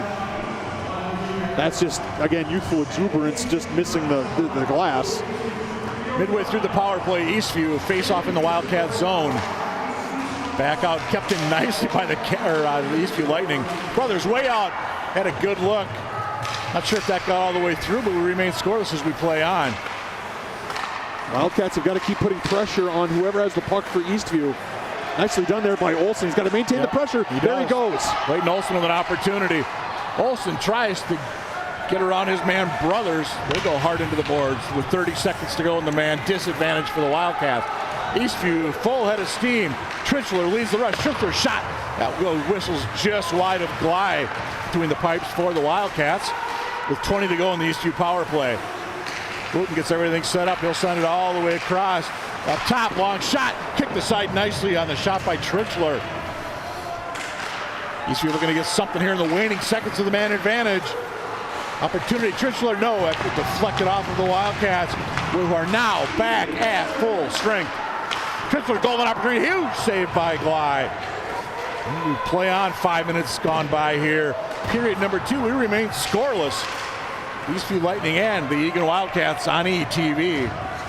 Nice job killing that off. Big kudos for Leighton Olson. I like the decision to try to carry that into the other end instead of just dumping it and going for a change, because he burned off more time that way and put pressure on the defense. Eastview able to keep that one in far side as Wedward is hustling over for the Wildcats. Opportunity in front again. That one goes away from the Eagan net. Here's Cron off the boards. Kept in. Lightning, not for long. Coming the other way. Wedward with a nice one-man effort there to get around a couple of Lightning players. Cats in the midst of a change. Fortunately, didn't have too many men right there. Nice job by Murray avoiding that puck. And there's Downs, dumps it in on net. Upguard down low for the Lightning. Or check that, Upguard's back at the point. I believe that was, might have been Domagalski down low. Upguard couldn't quite control. Cats, opportunity. Wedward, shot. Never got there, knocked away by Kiefer. Again, Lockenmeyer controls. He'll circle far side. Sends it back out. Here's Murray. Top of the right circle. Shot through traffic. And that ball is stopped that time by Jay Savern. Like the shot by Murray. Like the play by Lockenmeyer to look for somebody at the point. The low part of the ice was clogged. And he sends it all the way across Murray. He's able to corral it, throw it on net. There was a lot of traffic in front of Severn. It wasn't a great angle because Severn was close to that pipe, but nice job that time to squeeze it. First shot of the period, by the way, for the Wildcats. Eastview looking to break out. And they're going to come in this time. That was Kish dumping it in deep for the Lightning. That's trying to bring it out near side, right in front of the Eastview student section, who are still on their feet. Moline sends it in from the point. All the way down. Icing is waved off. Good hustle this time by the Wildcats. Roth first man down, but a nice play by Svern to punch it out of harm's way, and Eastview controls. Cords, here's a head. This is Kronberg, and it's 1-0 Eastview.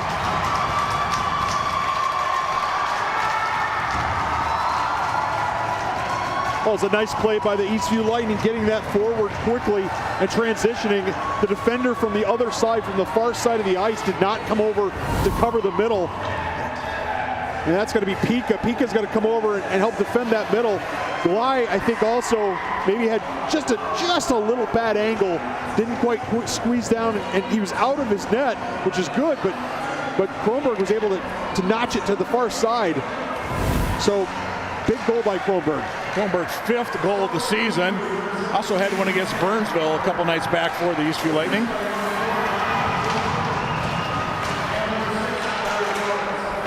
Couldn't quite hear who got the assists on that. Yeah, they're going to give it to Moline and Cords. Moline and Cords are going to be the 2 assists. Okay.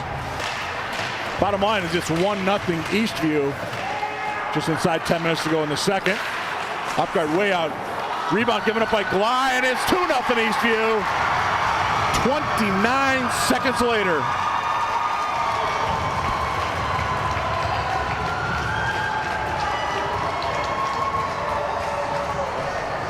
And that is absolutely something you can't have. Why are the Wildcats? Barbado has a chance to jump on that rebound. Doesn't do it. Glai gives up the rebound. Barbado's standing still. It can't happen. They've got to close that down. They've got to get there more quickly. You saw briefly the Eastview student section still on their feet. We'll see who they give that one to. Eastview looking to get going. This is Kaltenbach. Eastview now with a 2-0 lead. The 2 goals, 29 seconds apart. Eastview 6 shots on goal this period. Cats just have 1. We'll have the face-off just in front of the Eastview bench.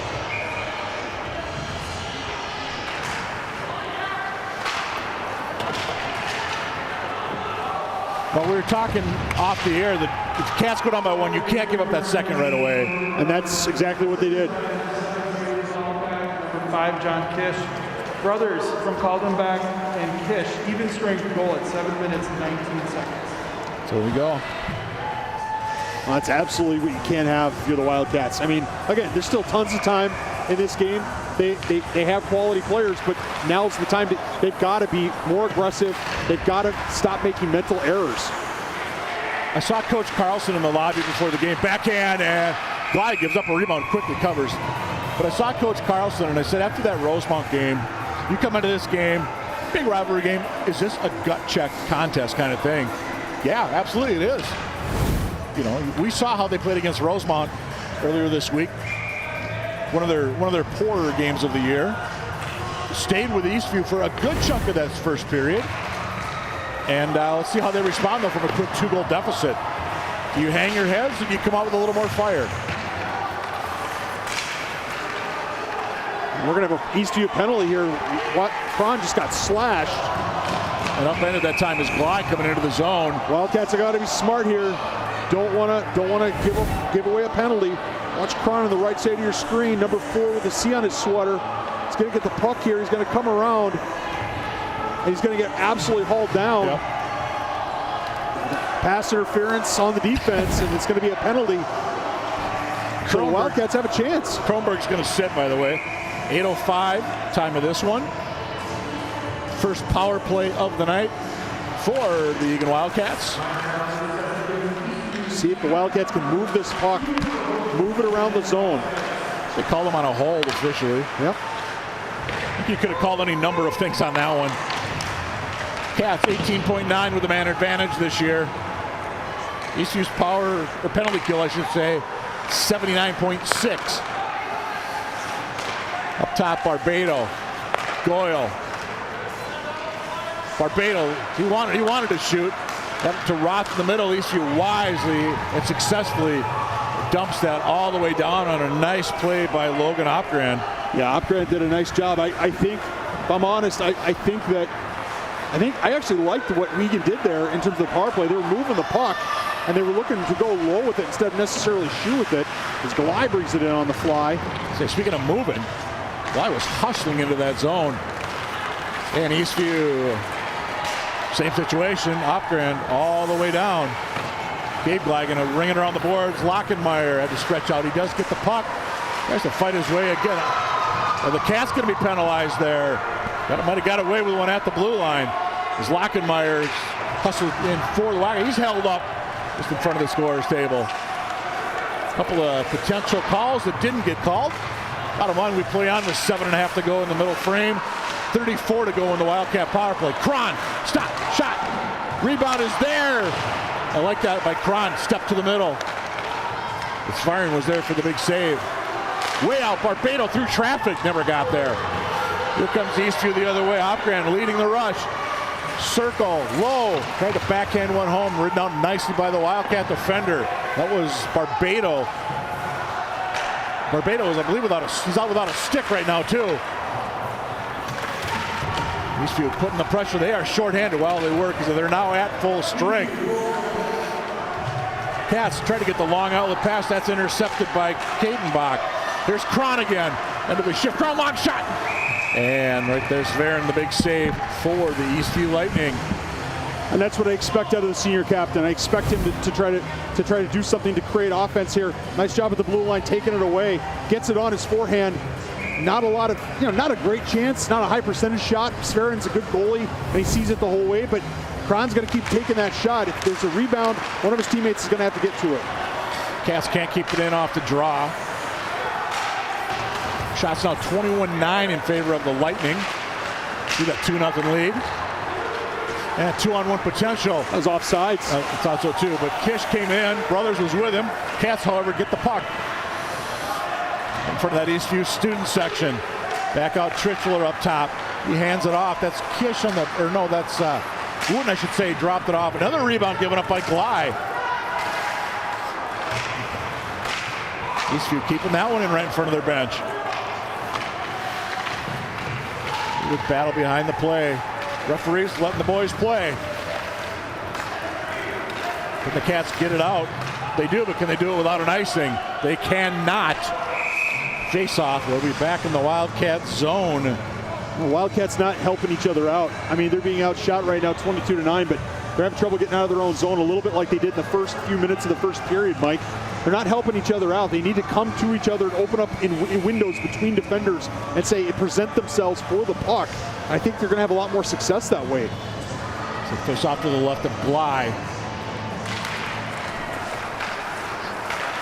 Upgren way out through traffic. I'm not sure Glide ever saw that one, but he was able to stop it. And here come the Cavs. Full head of steam is Lockenmeyer. He's got Wedward with him. Lockenmeyer couldn't quite control. Puck is loose. Puck is covered. Sverren somehow reached back. It got behind him, Mike Cook. Sverren did a great job of getting that puck down. We'll have to see if we can see on the replay. Nice job by Lockenmeyer throwing it forward. Wedward stayed with it, tipped it back to Lockenmeyer. Lockenmeyer throws it on. I think it gets under Sverren's glove. And I'm not sure exactly where it is. I think maybe Wedward maybe tapped it. Yeah. And then Sverren just lays on it. But credit to Wedward, though. He crashed the net that time looking for the opportunity. Cass Sverren with his glove saved, backhanded out of harm's way by Eastview, at least for a moment. Cass continued to put the pressure on in the Eastview zone. But Beta were able to keep that one in.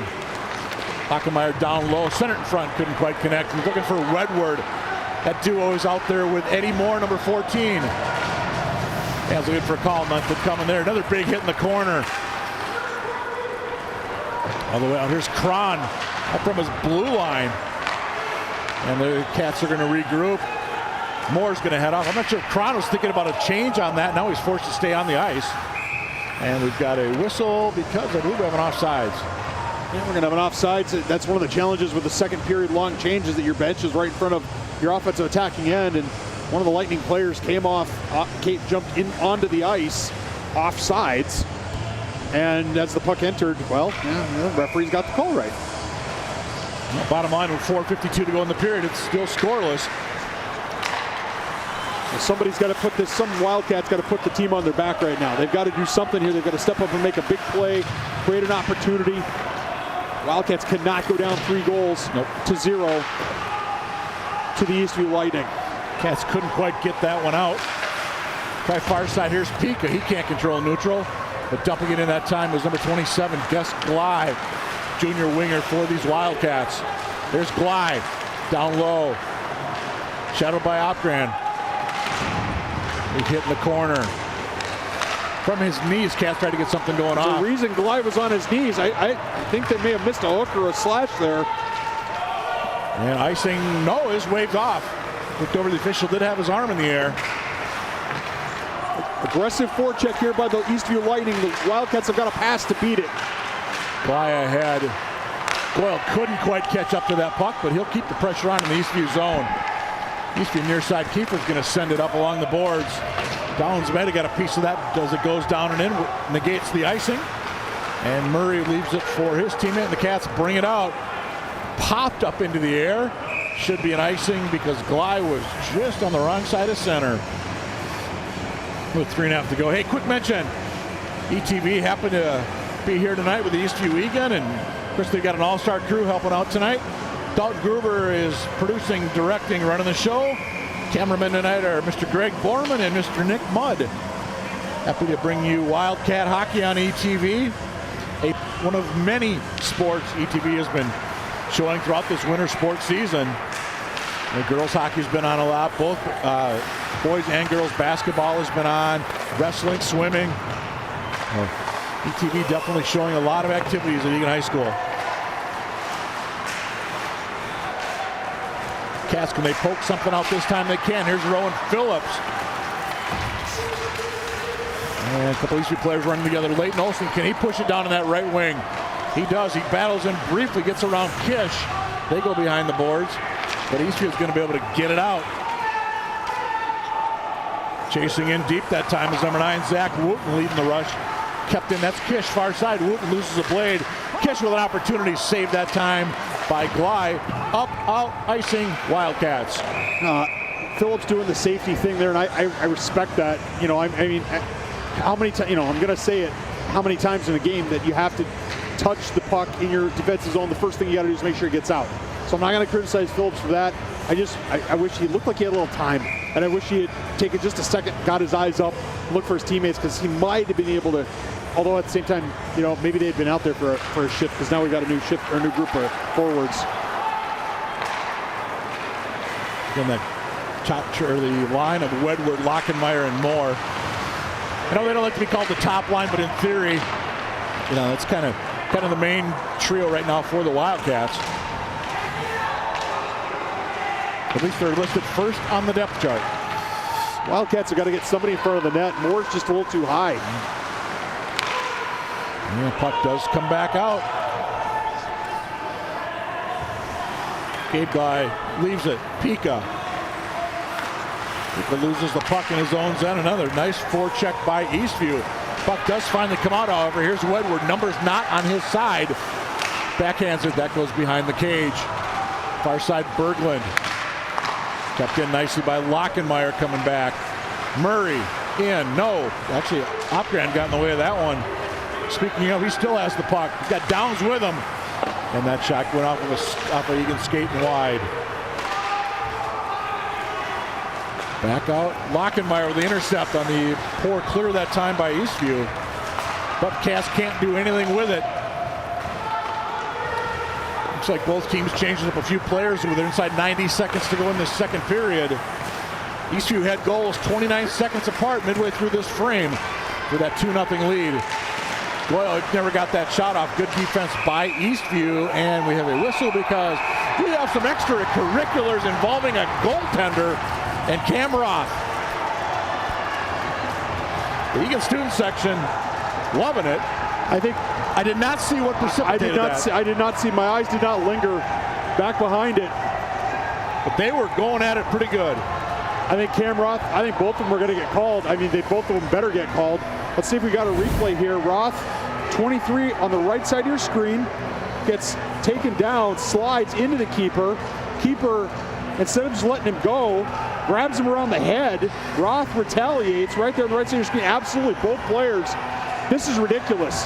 There's no way that Eastview should get, yes, thank you. This should be matching minors. This should absolutely be matching minors. Roth is taken down and probably tripped. And then the goalie, Sferin, decides he's going to grab him around the head and wrestle with him. Come on, Sferin doesn't need to do that. He just lets him slide through the crease. The puck was already well away from the crease. That's all he has to do is let him go. Todd Carlson looking for an explanation. There's Eastview coach Aaron Fulton. He's getting an explanation. And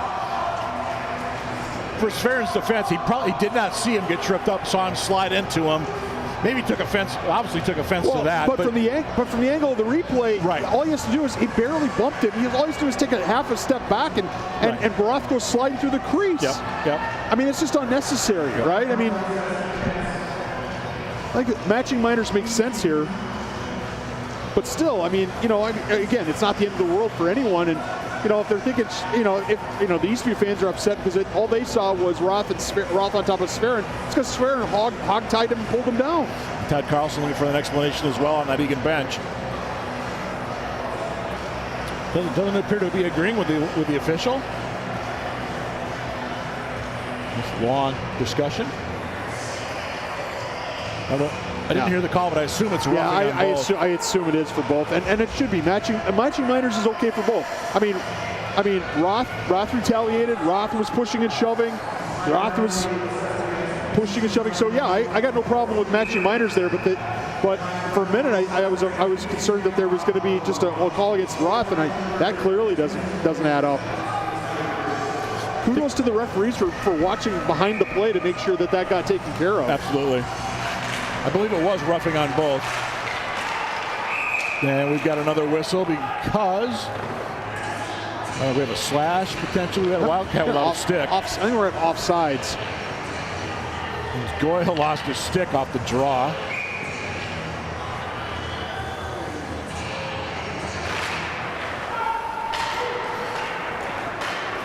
Bottom line is we play on 2-0, Eastview in front. The puck was tipped out of neutral with a minute to go in this second period. Here's Trichler for Eastview. Off the boards, trying to get it out to Brothers on the long outlet. Brothers trying to cut in front. He does, unable to get a shot off, however, as Gly was there. Nice play by the netminder. Cats looking to have the deficit, half the deficit, and they're offsides. Goyle made a little bit of a move there at the blue line, and Glide got in a little too quick with 41.5 ticks to go in the second. It's unfortunate. I mean, the Wildcats here have been outshot in this period. By our count, by 13 to 5. Yep. Again, being outshot 2-1 is not going to win you many hockey games. Now, down by a 2-0 count, you're definitely going to have to change things up big time for that third period, assuming nothing happens here in the last 36 seconds. And Eastview whistled one just wide, looking to go up by a 3-goal margin. Peak and the Cats just want to get this one out of their own zone. Henry Martin to Lockenmeyer. Tritzler, potentially one last rush for the Lightning. That was Courts, he hands it off. Shot just wide of the net. Eastview is buzzing right now. Cats want to see that final 4, 3, 2. Tritzler long shot, that hit somebody in front. Cats survive a final flurry to only be down by a 2-0 score after 34 minutes of hockey. Well, it's that 2 minutes, it's that 29 seconds, Mike, you know, the minute around that 29 seconds where the Wildcats are really being dominated, but But you know, really, it's you know, they didn't play badly in that period, but they didn't play their best hockey, and that's what's going to take to beat the Eastview Lightning. And they've got 17 minutes to score 3 goals. Yep. Well, at least 2, and not give any up. At least 2, yeah. So that's right. We're going to take a break here on ETV. We're going to come back, see if the Wildcats can respond or if the Lightning can put this one away.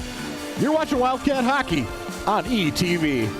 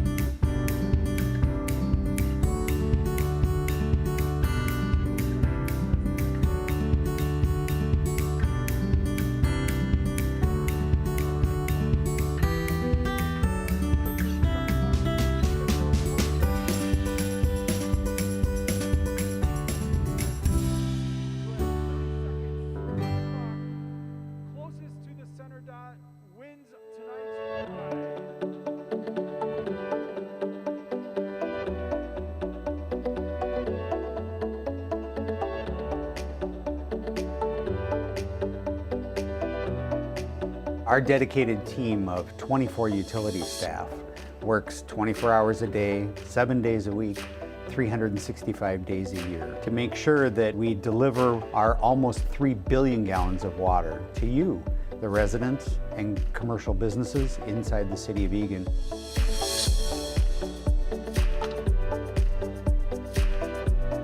We are always investing and innovating to assure you, the public, get good, clean, quality water at a top value.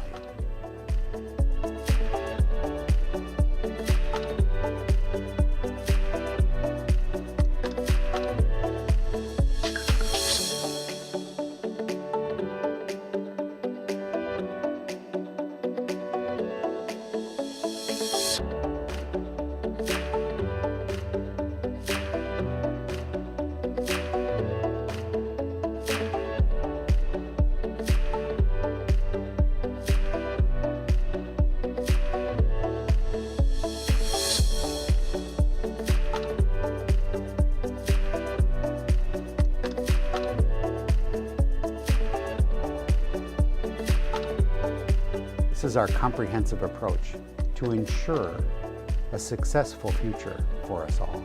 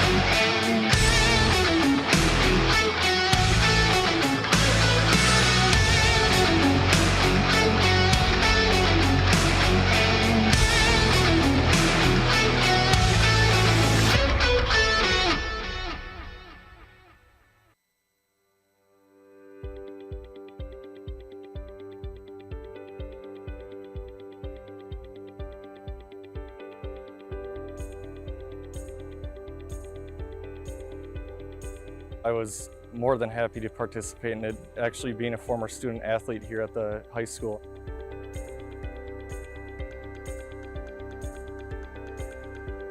The ladder is an acronym: leadership, accountability, determination, discipline, empower, and resiliency. It's make sure you do your part, make sure you do your thing, make sure you get one step at a time and make sure you do your stuff, but at the same time, you got to bring people up on the ladder with you. Being able to do a photo with the fire truck, especially with the ladder, and climb the ladder with it was pretty fun. It's really nice as a football player to know that you have a community behind your back and that you have people there to support you.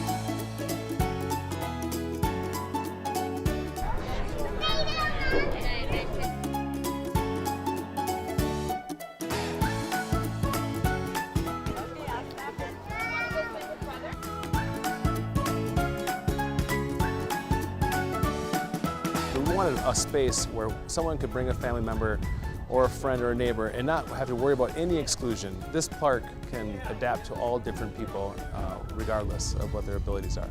On an average playground, I'll just be on the sidelines, be like, yay! Yay, you did it! But now I get to be like, come on, let's go play all together, and it's pretty amazing.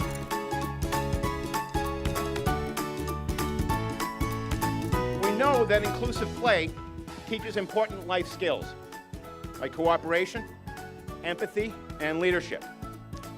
And it helps build relationships and community around those same values. Come to this park because you're gonna have an awesome time. It's inclusive for everyone. There's lots of things to do for both young ones and older ones.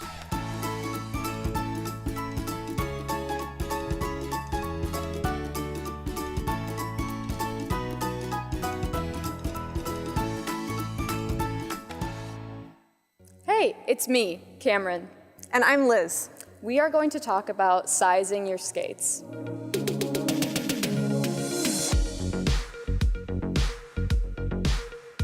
My skates are all tied. I think I'm ready for our lesson. Whoa, those look really big. Do they? They're the same size as my street shoes. And they're really comfortable. Yeah, I see a lot of space between your ankle and the tongue. I guess that is true. Is it hard to keep your ankles straight? It kind of is. I kind of feel like they want to flop over a little bit. Yeah, that doesn't seem safe. What happens when you bend your knees? Whoa. That was kind of hard. And that's a lot more range of motion than we want for skating. We want the ankles straight and secure. I guess that's true. How did you make sure that your skates were the right size? Well, I made sure I had the tongue all the way out and that my heel was all the way back in. So I can feel a little room by my toes, but not any space, if that makes sense. They can do a tiny wiggle, but they're not moving around. What do your toes feel like? I've got lots of room. Yeah, so I tried on a smaller pair and I had the tongue all the way out and I couldn't get my foot all the way in. Okay. So that was how I knew those were too small. That makes sense. Let's get you a different size before lessons. Yeah, I think I'll be able to tell if they're the right size now. What if I wanted to get my own pair of skates? Well, then we could talk to one of the instructors here at the Eagan Skate School and they could recommend somewhere in the area, and there you would be professionally fitted for either figure skates or hockey skates. That sounds really nice. And all the sizes are super different, so none of them are going to be exactly the same as your tennis shoe size. So, you've decided to get your own skates. How exciting! Talk to one of our instructors and we can recommend somewhere in the area where you can go and be professionally fitted for either figure skates or hockey skates. And remember, brand new skates must be sharpened before you go on the ice. So we can tell you where you can have that done.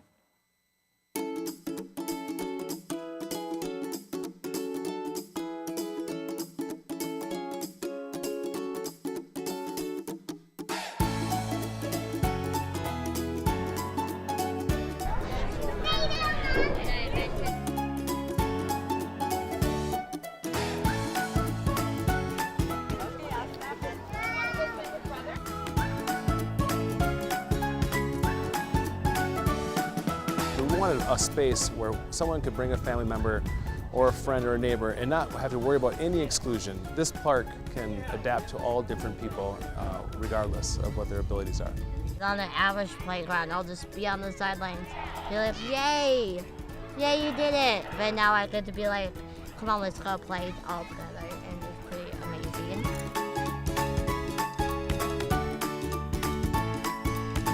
We know that inclusive play teaches important life skills like cooperation, empathy, and leadership. And it helps build relationships and community around those same values. Come to this park because you're going to have an awesome time. It's inclusive for everyone. There's lots of things to do for both young ones and older ones.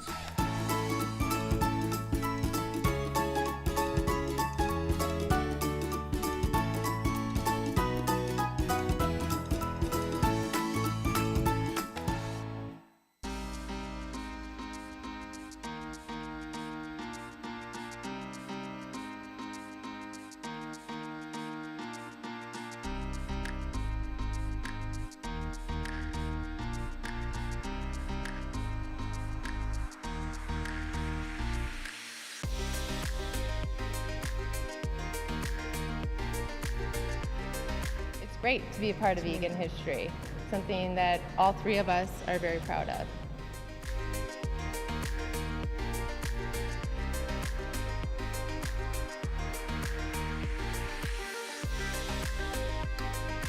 The population of Eagan is 51% female, so we've worked hard to get our department to reflect the population that we're serving. The foundation of the Eagan Fire Department has been laid by many great men and women, and we have been welcomed here with open arms, very supportive. You have that family aspect with your crew. You eat dinner together and you respond to calls together, and really it's just the best job there is. I encourage all females to pursue a career that they're passionate about, regardless if it's historically been male-dominated, and that it is achievable. Give it a try, see if you're passionate about it, and if you are, you'll succeed.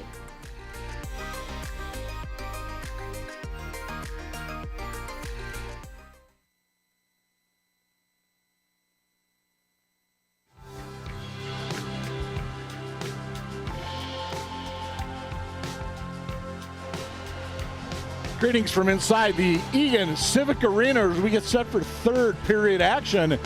The Eagan Wildcats trailing the Eastview Lightning by a score of 2-0. That period, Eastview got 2 goals 29 seconds apart, scored by Tanner Kronberg and Jordan Brothers. And that puts us where we are at this moment. Shots overall 26-11 in favor of the Eastview Lightning, which is forced with a down 2-0 score. Nathan Cron is here. I'm Mike Cook again. Nathan, going for the hat. I'm going for the hat. I'm putting on something silly and stupid, and I'm hoping that it'll change the mojo here for these Eagan Wildcats. You know, I can do all this stuff that I want to do, but it really has to come from the seniors. It's got to come from the captains. It's got to come from the coaching staff. It's a situation. It's gut. If there was ever gut check time in a section preview type of game, Mike Cook, this is it. And the Wildcats have got to do something. Have got to do something special here. Yeah, you mentioned the sections, and we haven't talked about that yet tonight, but this is potentially one of those. These are two teams that could be right in that 3, 4, 5 range when it comes to sections. Let's assume Cretin, St. Thomas, both of them will be in the top 3. You could probably make the argument Rosemount will be up there. And then it comes to these guys, maybe 4, 5, 6. And as Eastview has 2 wins on the Wildcats this year, does not bode well for home ice for the home team. Yeah, I mean, if the Wildcats go on a huge run and end up, 3 spots above the Lightning in the standings, maybe they got an argument. But the reality of it is that if you lose to Eastview twice, it's going to be hard to do that, Mike. And so, really, this is I wouldn't say it's a section game, but the next 17 minutes need to be played like it's a section game. Absolutely. Let's take a look at what's coming up here on the ETV schedule. As we said, Eagan TV covering all kinds of winter sports at the high school. You see it, you got boys basketball, swimming and diving, a couple more basketball tilts in there.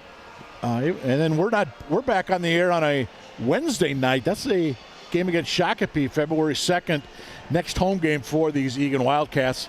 And yes, he did say it's a Wednesday night, which is kind of an oddity during the regular season. Cats next week are going to be on the road. They are at Prior Lake on the 25th.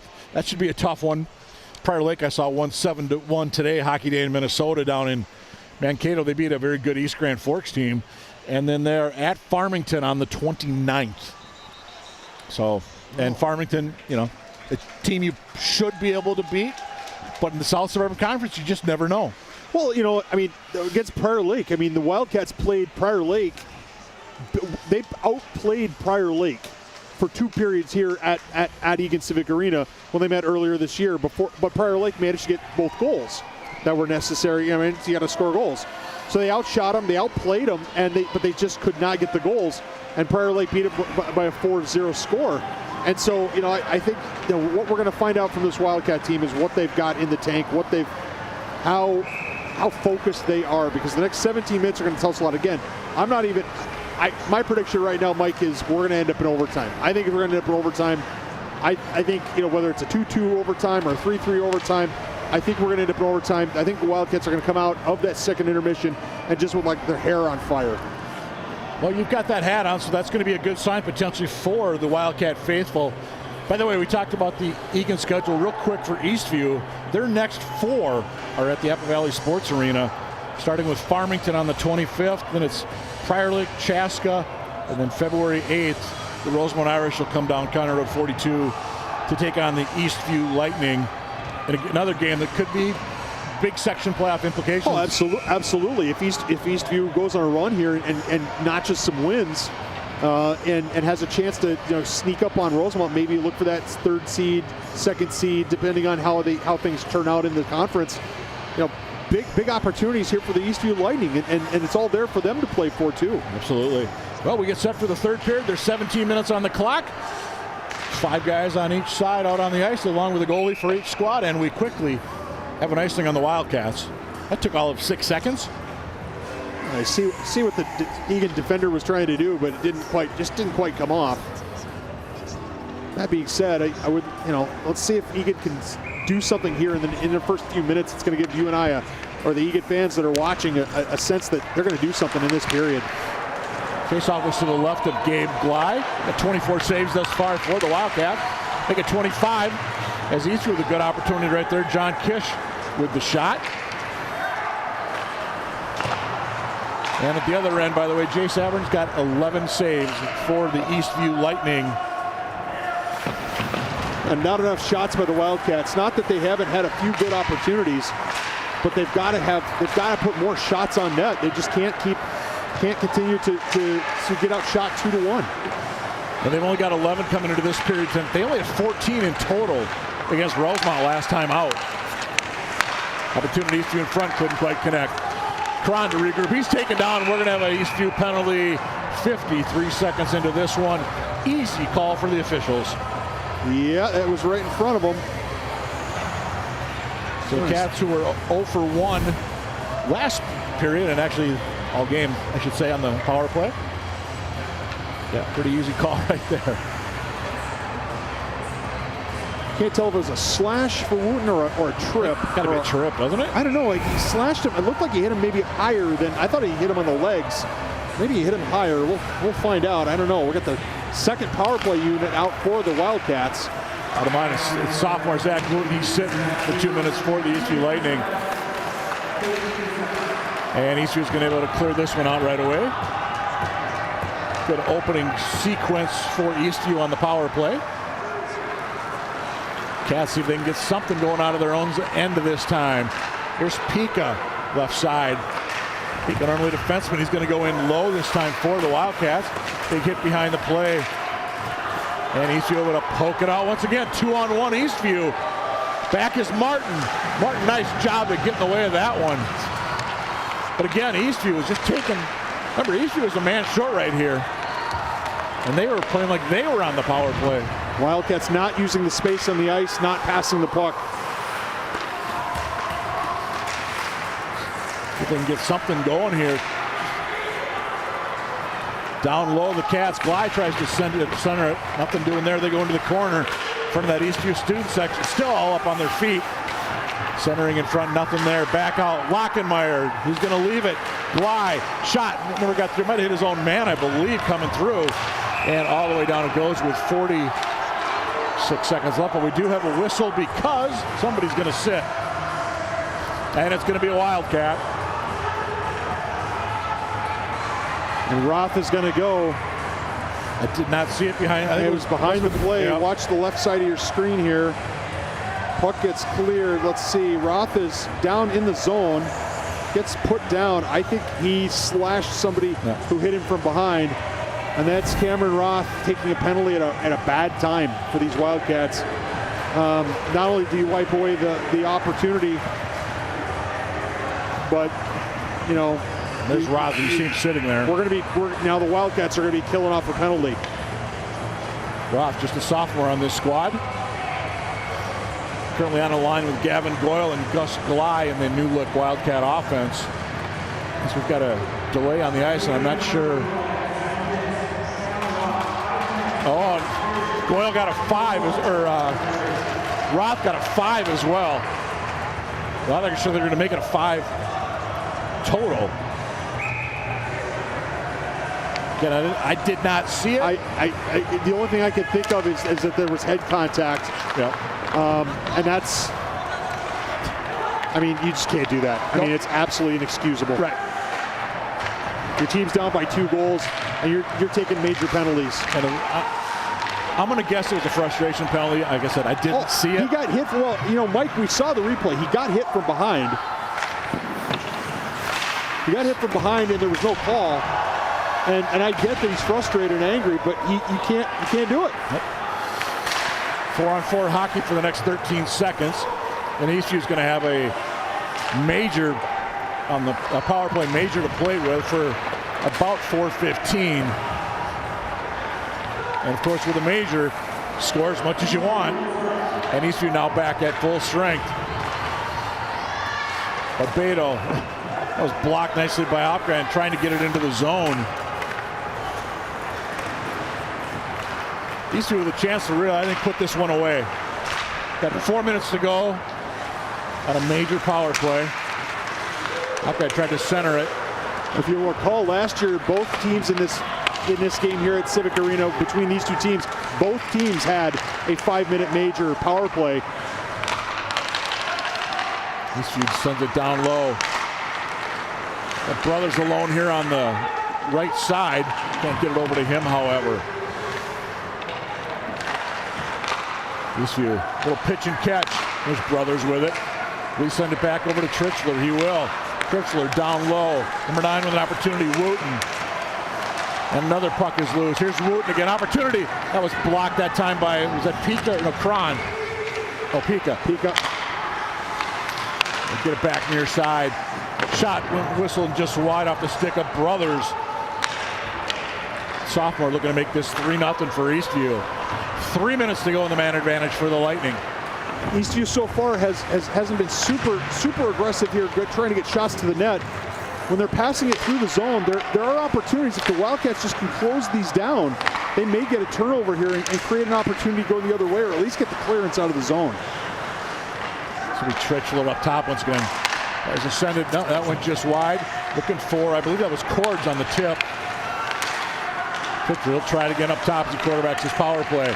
Hot shot whistled just wide by Brothers again. So he's whistled one to the left, whistled one to the right. Net is off. Glye with a little extra shove there, I believe. That was that Wooten he got a piece of. Yeah, it was something of a collision there. I couldn't tell exactly what was going on. I just saw it was like Glye and Wooten here. Watch the Watch the Eagan netminder. Kind of reached out a little bit with the blocker, looks like. I'm a little curious as to what happened there, but in any event, it's a stoppage. Yep. 2:24 to go, man advantage, Lightning. Well, opportunity for the Wildcats to change their penalty killers, too. That, too. Here's Barbado, 1-on-2. Someone's got to help Barbado out. Shout to him, let him, give him a pass, give him an opportunity. Clear it out, guys. They cannot do it, are the Wildcats. Glide with a sprawled out. Somehow Eastview unable to put that one away. Another opportunity. That hit Barbado on the way through. Eastview, they've been in the zone pretty much with the last, 3+ minutes. As we say, the Cats finally able to ring one out and down. 11:38 to go in regulation. Smart here for the Lightning. Get set up, make sure you're doing it the right way, doing it what you want. And there's a miscommunication. It's going to be a turnover. Can the Wildcats get this out? So Domagoski tried to bring it in. There's Lockenmeyer. Cron gets out of the way as Olsen. Olsen shot that hit traffic on the way through. Olsen got a little bit of a slash for his efforts. Under 1:15 to go in the advantage for the Lightning. Now, it'll be interesting to see if we see Cam Roth on the ice the rest of the game. I got a feeling that maybe the coaching staff's not going to be real happy with his lack of good decision making. Outground leads, but here's Brothers. Guys just set up on the far side. Brothers still has it. Shot that click off the iron. That close to 3 rip. All the way out. Eastview's they're moving the puck well in the Wildcat zone. Just cannot find a way to get it past Glide. Another opportunity. Eastview, can they keep it on the far side in front of the Wildcat bench? They can. Near side. Back across. In the slot. Weak shot. Somehow the puck is still laying around and finally cleared out by, I believe, Barbado. Or no, it took that Glide, cleared it out. Gus Glide. Cats 10 seconds away from killing off the major penalty. And they are going to do it because here comes Eagan the other way. There's Glide. Got Goyle with him. Glide comes back out. Glide without a stick. Glide hooked down. Eastview's going to sit for 2 minutes. I have never seen that happen before. Upcoming Lightning. In all my years of watching hockey, I've never seen it happen. I've never seen a guy get hooked down who didn't have a stick, Mike. It was pretty obvious, right? It absolutely was. Here we go. Watch Glide. What a great effort. He's getting hauled down anyway, even though he doesn't have a stick. Domagalski should be the one to sit, and indeed he is. So the hooking minor will come at 7:17. Oh, it's a big. What a huge shift here for the Wildcats in terms of momentum, killing off a 5-minute major and now going on the power play themselves. Got to have one here if you're a Wildcat. Absolutely, absolutely. Eastview's gonna be. I would imagine. I mean, you wouldn't. If you're Eastview, you don't want to do what. You don't want to do what. Well, I'm not sure what that was, but you don't want to get away from what got you here. But at the same time, you have a 2-goal lead. You probably want to be a little conservative here in how you do things. Tried to get it across to Cron. He was a step behind on that pass. Shot never came through. Cats, by the way, have 1 shot in the opening almost 8 minutes of this period. There's Barbado. Big lively bounce off the boards. Eastview able to clear it out. Nice diving play that time by the Eastview defense. I believe that was Kish. Or no, check that, Cords. Eastview deep into the Wildcat zone again, just running some time off the clock. Barbado, not sure what he's doing there. Time is ticking, and the Wildcats have got to have somebody put this on the shoulders and say, I'm taking it up the ice. No sense of urgency for Eagan right here. Intercepted that time. I mean, of all the things you can do, you just throw it to the other team. I think one of the seniors or one of the captains got to say, I'm putting this on my shoulders and I'm going, and you guys just got to follow. Just past the halfway point of the third period, it remains 2-0 Lightning. Lockenmeyer tries to split the D, stood up there by, I believe that was Opgran. Cats try to loft one out to Olsen. Interesting, Olsen gets that puck and the defenseman was already retreating outside the zone. 15 to go with the man advantage for the Wildcats. A real hash of a power play here. Really unfortunate. I was going to say, not that you know they were on the power play. Here comes Martin. Martin, right side, looks to leave it for Goyle. Nothing doing. Nice job again defensively by the Eastview Lightning, who are now going to get their man out of the box. And instead he went to the benches. Eastview dumps it all the way down. 7:36 to go in regulation. It's 2-0 Eastview. I mean, Martin gets, I don't understand, I don't get it, Mike, because Martin gets behind the net or down low, and then he takes a shot, rebound. Cron gets it behind the net, and then it comes back out to the point, and there's no one there. I mean, what are the other three Wildcats doing? I mean, I'm not the coach. I don't know anything about hockey, but I know that if somebody passes you a puck, you got to do something with it. You know how many shots they had on that power play? One? None. There's one. That's just their second of this period. You're down by 2 goals and you're getting outshot already in the period 3-2. It's not gonna get it done. 7:27 to go in regulation. Again, I like Eastview. I mean, they are continuing to play their game. They are not sitting back. No, they're not.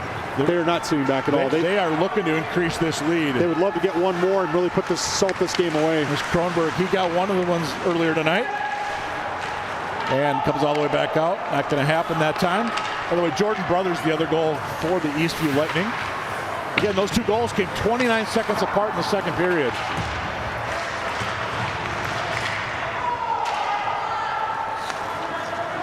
Murray to regroup for the Wildcats. Too far. Fortunate bounce hit the referee. Might have been icing otherwise. And again, just good hustle by Eastview. That's Kish. Wildcats have got to be passing this puck. They've got to be pushing the puck and passing it. They say Kish, man in the slot. How did that not go in? Oh, what a save by Gley. What an absolute beauty that time. You saw the Eagan defense. Woodward's pointing somebody out, saying, hey, pick that guy up, but nobody could get there. Puck comes across. He's got all day, well, I don't say all day, but he's got most of the net to shoot at. And Gley comes across and just absolutely denies him. No business not scoring there. To his credit, he put it on frame, but Gley equal to the task. Yeah, I was trying to get a good look at what number that was. I think it might have been Brothers. He kind of just skated off, kind of doubled over a little bit. I think he's the one that smacked the boards at the end, is icing Eagan. Well, Egan's going to have to do something here. They're going to have to do something special. They're going to have to, throw it deep, run a play, do something to try to get offensive pressure, because right now there's just no offensive pressure. And honestly, I don't understand what the issue is, because Eagan has played good teams before and been successful. So what's missing here? And you got to remember, they had a dog of a third period against Rosemount last game out. I think they had, one shot in that period? And, you got to be able to finish. At least create some chances. And right now, even the new line combination, it's just not happening for the Wildcats. Here comes Eastview with an opportunity. Huge save that time. Gley comes out. Puck is loose. We got an Eastview player down. And slowly getting up his downs. I think that was Tritchler that was in on the break. Wildcats the other way, 2-on-1. Got to bury it. Do not. Rebound. No. How does that not go in? Sfarin spalls across. First off, you got to get the initial shot on net. Yeah, how do you not get it on net? But in any event, Wedward still had an opportunity. Kish at the blue line for Eastview. Brothers, shot, goal! Good night.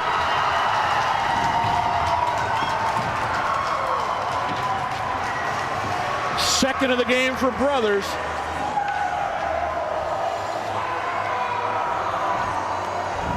.5:25 to go. Eastview 3, Eagan nothing. Beautiful shot. Beautiful shot over Gley's glove. Gley saw that the whole way and just couldn't stop it. I'm sure that's one he wants back, but in any event, the Lightning are going to almost certainly win this game now with a 3-goal lead. Well, and kudos to Eastview. They somehow give up a 2-on-0 and go right down the other way, and they make it 3-0.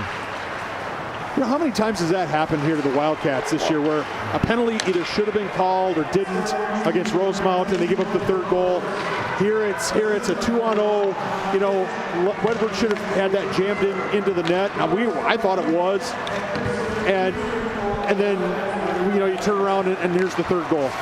Well, Kish and Tristler got the assist. 5 minutes to go in this one. Let's see if the Cats can at least get on the board. Yeah, Cats need to get on the board, salvage some a little bit of momentum or positivity here. Prior to scoring just one against Rosemount last time out, Eagan has scored 13 goals in the prior 3 games. And that offense has just disappeared. 4.5 to go. Eastview continues to control play in the Wildcat zone. Well, the Wildcats aren't passing the puck to each other. They're throwing the puck around, and when someone has the puck on their stick, the guys aren't getting open for them. They're not opening up for them in a place where they can actually help them out. Like Pika right there throws the puck into the side, and right there I think that was Martin just pitchforks it out. And I know he's trying to just get a change because he's been out there for 2 minutes, but still, I mean, that's just not going to get it done. According to the board, Wildcats have 1 shot this period. I think they forgot to tick one on, but bottom line, even if it's 2, that's not going to get it done. There's one goes wide off the stick of Moore.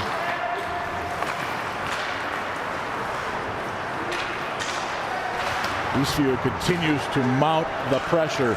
Right, the left dot, backhand across. Nearly getting his second of the game was Kronberg.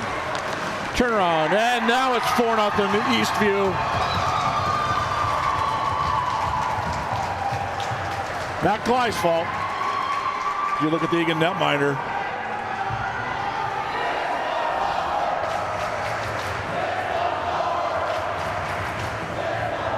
Second of the night, if indeed it is number 17, Kronberg. And I believe it was. 13:33 time of that one. Just under 2 minutes after that third goal. Stop, spin. It makes the spin. Eastview also had a guy right in front looking for a tip. What I'm struggling with, I'll get level with you, Mike. What I'm struggling with is why the Wildcats are playing with such, almost like, kind of like the chicken with your heads cut off, right? It's just like they're just running around and skating around and just throwing the puck all over the place. And I don't get it. I don't understand why this is so hard.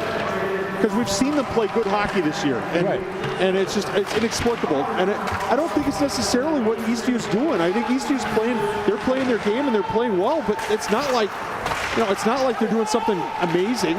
You know, it's not like they're doing something incredible. They're just playing hockey. I say we got to give credit to the Eastview Lightning. They are playing well. I mean, they're nearly shooting the Wildcats by a 3-1 count. It's 34-12 at the moment. I think it's getting a little ugly with center ice. Yeah, we're going to see some penalties at some point here shortly because the referees are going to want to control the game and keep everyone under wraps, so to speak. Well, right now, the only Wildcats on the score sheet are Lockenmeyer and Roth, and that's because they got penalties. And it's 4-0, and it's, you know, we're 2/3 of the way through the season, give or take. And I don't know, after seeing that last period against Rosemount, I want to mention right there real quick, the Eastview coach on the right side, assistant coach John Carroll, 2011 grad of Eagan High School. Had a nice chat with him before the game. But he and the Lightning are going to come out of the Eagan Civic Arena with a win here on Hockey Day in Minnesota. Wildcats are going to have a lot of work to do. They're at Prior Lake coming up Tuesday the 25th, and then at Farmington on Saturday the 29th. We know Prior Lake's going to be a tough game. Lakers are, like I said, they're on a roll. They won today 7-1 over East Grand Forks, a perennial Class A power. Peyton Jensen and Maxime Brickheisen on the ice for the Wildcats. Why not? Yes. There, another glove save. Haven't called his name much at all tonight. Well, 13 saves in 3 periods is ridiculous. Exactly. I mean, it's ridiculous, right? I mean, you can't win a South Suburban hockey game with 13 shots in 51 minutes or 50 minutes. It can't happen. You've got to have more shots on net. And I'm sorry, but that's just not, whatever the Wildcats are doing, it's not good enough in terms of offense. I actually think the defense hasn't been that terrible. Because, I mean, think of it this way. You spend another 4 or 5 minutes in the offensive zone and have twice as many shots. That's 4 or 5 minutes you're not defending, Mike. You know, and so I just don't understand whatever offensively we're doing, we're not getting any offensive pressure, and that puts so much stress on the defense and on the goalie. As you were saying, is they're going to ice the puck? Yeah, I mean, it's just throw the puck forward and hope something good happens. Well, I can't believe that's the plan, right? I mean, that's what you do, I guess, when, like I said, you know, the chicken with your head cut off, right? You're throwing the puck around. And these guys have got it centered. They got it, you know, I don't know that I'd watch this film. You know, I don't know that I wouldn't say burn it, but maybe I'd watch a few cuts of it, you know, to really pick on, you know, cover the guys in the slot, make sure you're opening up for your teammates, things like that. But just get back to basics. Again, the Wildcats had 14 shots last time out against Rosemount. They're at 13 right now officially. And there is a 1:15 to go in this one. Eastview is about to win their second in a row. And they will improve to 11-6 on the year. 7-4 in South Suburban Conference play. For the Wildcats, that's going to be 3 straight losses. They're going to drop to 7-9 overall. 3-5 in the conference. As Bly with another save. That's his 31st of the night.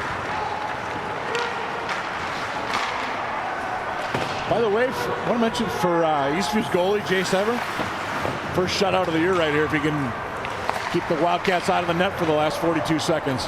Well, that's a big deal. You know, it's a big deal. Like, you know, if you're a goalie, what would you rather do? Would you rather get a shutout, or would you rather have an empty netter? I think you'll always take the shutout, because there's just nothing. There's nothing more impressive for goalies and their defense than a clean sheet. He's just a junior, so I don't know if this will be his first career shutout. But that was definitely first of this season. And we've got a late whistle because we've got a penalty upcoming on the Eastview Lightning.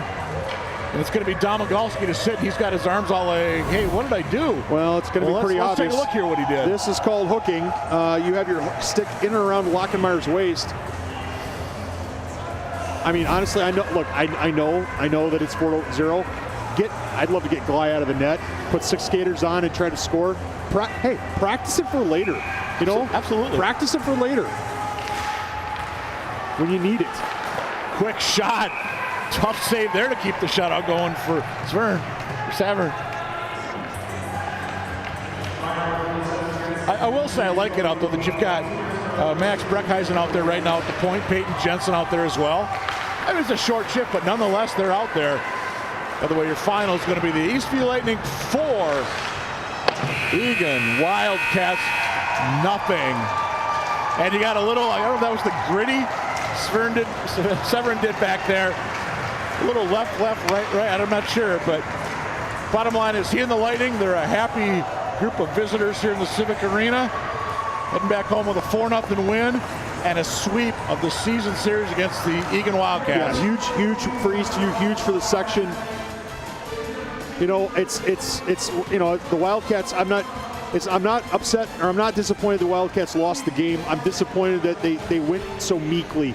I'm disappointed that they posed very little threat for most big long stretches of the game. The Wildcats looked like a team that was just throwing the puck around and didn't know what they wanted to do.